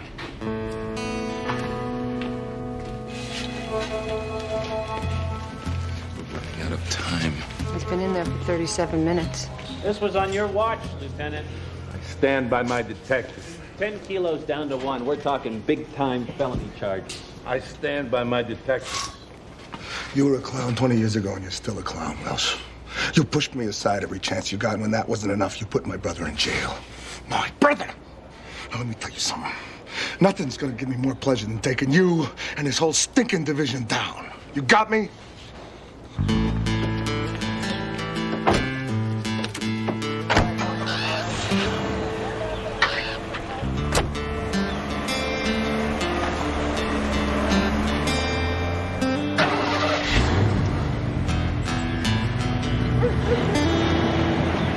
I lied, you know. You did? Yeah. About Stella, to Stella. When I was in the bank, she thought I humiliated myself on purpose to stall for time so she could get away. I never told her any different. She thought I was a hero. I played along. Whole marriage based on a lie.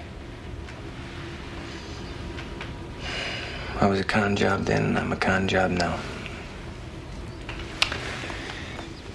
You know, Ray, in my limited experience with the subject, I found that very few lifelong bonds are formed based on whether one partner or the other urinated in their clothing.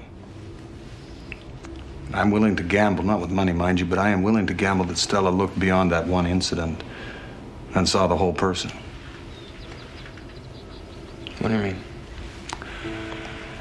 In December 1988, a young boy was being held in a warehouse. You went in, even though you knew your cover had been blown. You drew fire, you were wounded, yet you managed to rescue the boy, your first citation. In December 1990, in a jewelry store, you single-handedly held off 3 gunmen, saving 4 innocent lives, your second citation. In September 1993, you faced down 3 escaped murderers and you brought them to justice. Your third citation. You're a good policeman, Ray. And I would be proud to call you my partner and my friend.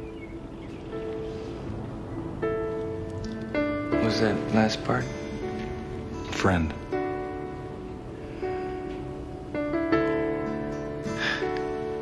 Lend me some money? Money and friends don't mix, Ray. Let's go to work.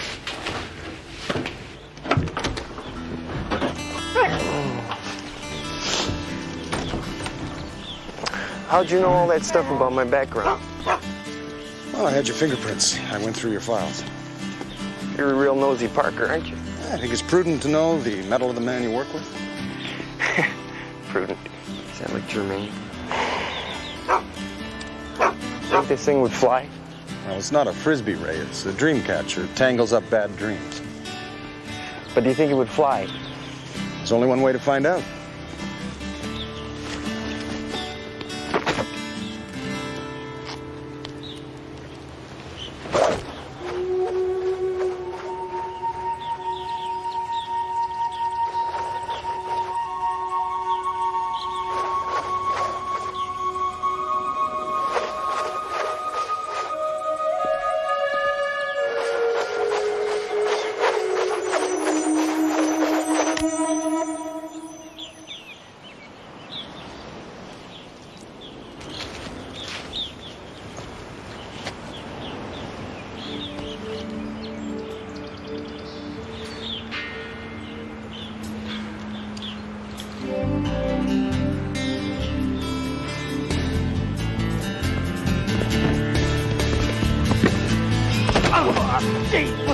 Oh,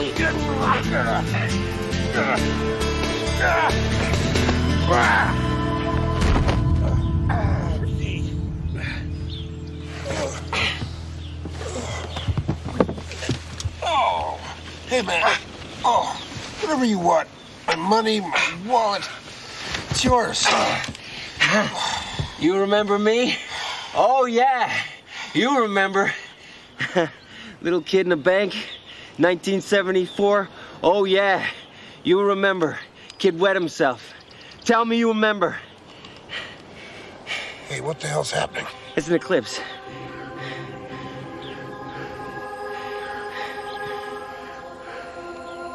I don't believe this. You don't remember me. Hey, kid.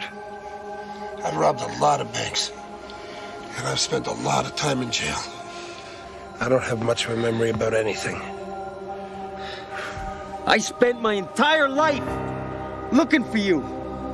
Looking for some payback, some revenge, maybe even kill you. And now I got you face to face and I can't even see your face. Hey, you do what you gotta do, man. I just came here to say goodbye to my mother. Mother. Okay. You can go now. You're letting me go? Yeah. Thanks. For what? Making me what I am. A cop. Ray! I'm terribly sorry. Pardon me. Ray! Oh!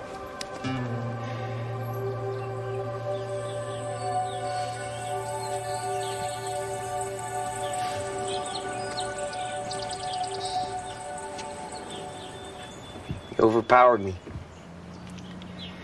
Ran away. Are you all right? I'm good.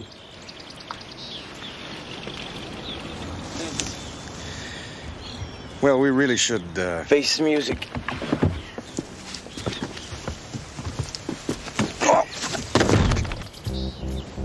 Ray? Ray? Give me a paw, Dave.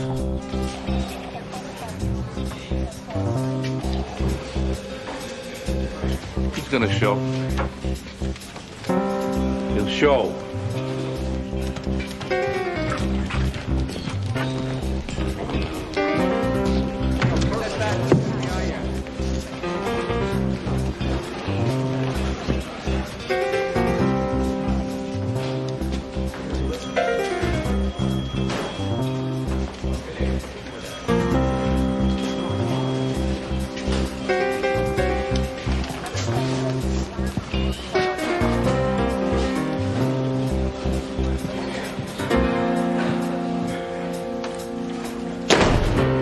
Kilos.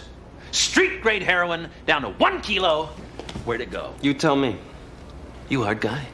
Huh? Chicago hard guy? Your words. You recognize this? Evidence logging. Is that your signature? Looks like it. And is that a 10? No. We're not playing games here, Vecchio. Unless 25 years in the big house is your idea of fun! Are you guys really bozos or you just pretend to be bozos? You want to repeat that? It's not a 10. It's a 1 with a happy face. You know, happy day, bad guys off the street. Here, let me show you. What's this number?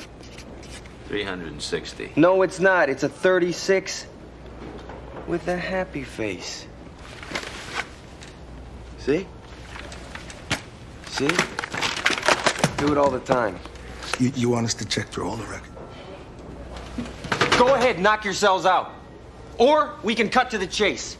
This whole station is shivering on the word of some apple polisher I never even met.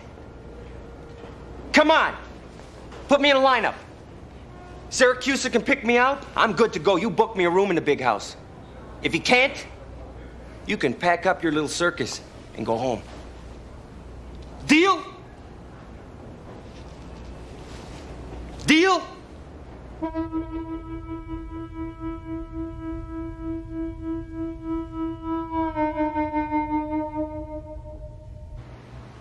Give us Vecchio. Come on, Syracusa. Number 3. Number 3, please step forward.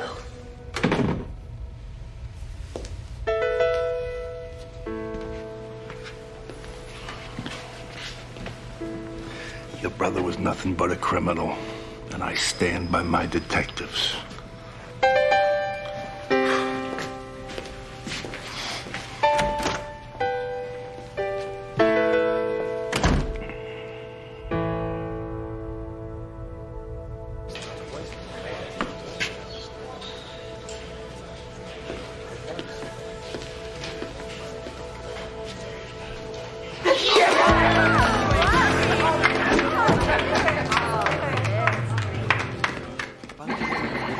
So this is a traditional Yukon celebration. It's a fair approximation, without the snow, of course. You all right? Oh, yeah, sure. Gentlemen?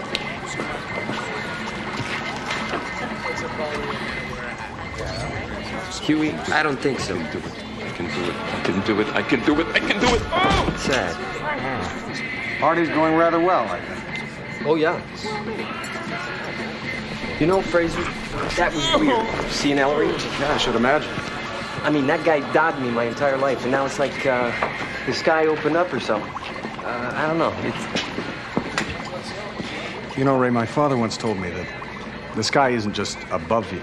That if you look at the horizon, you'll see that it actually touches the ground. So if you think about it, wherever you go, you are actually walking in the sky.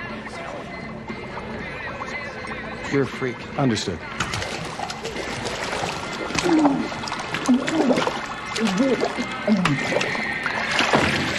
Ooh, it's a lot harder than it looks.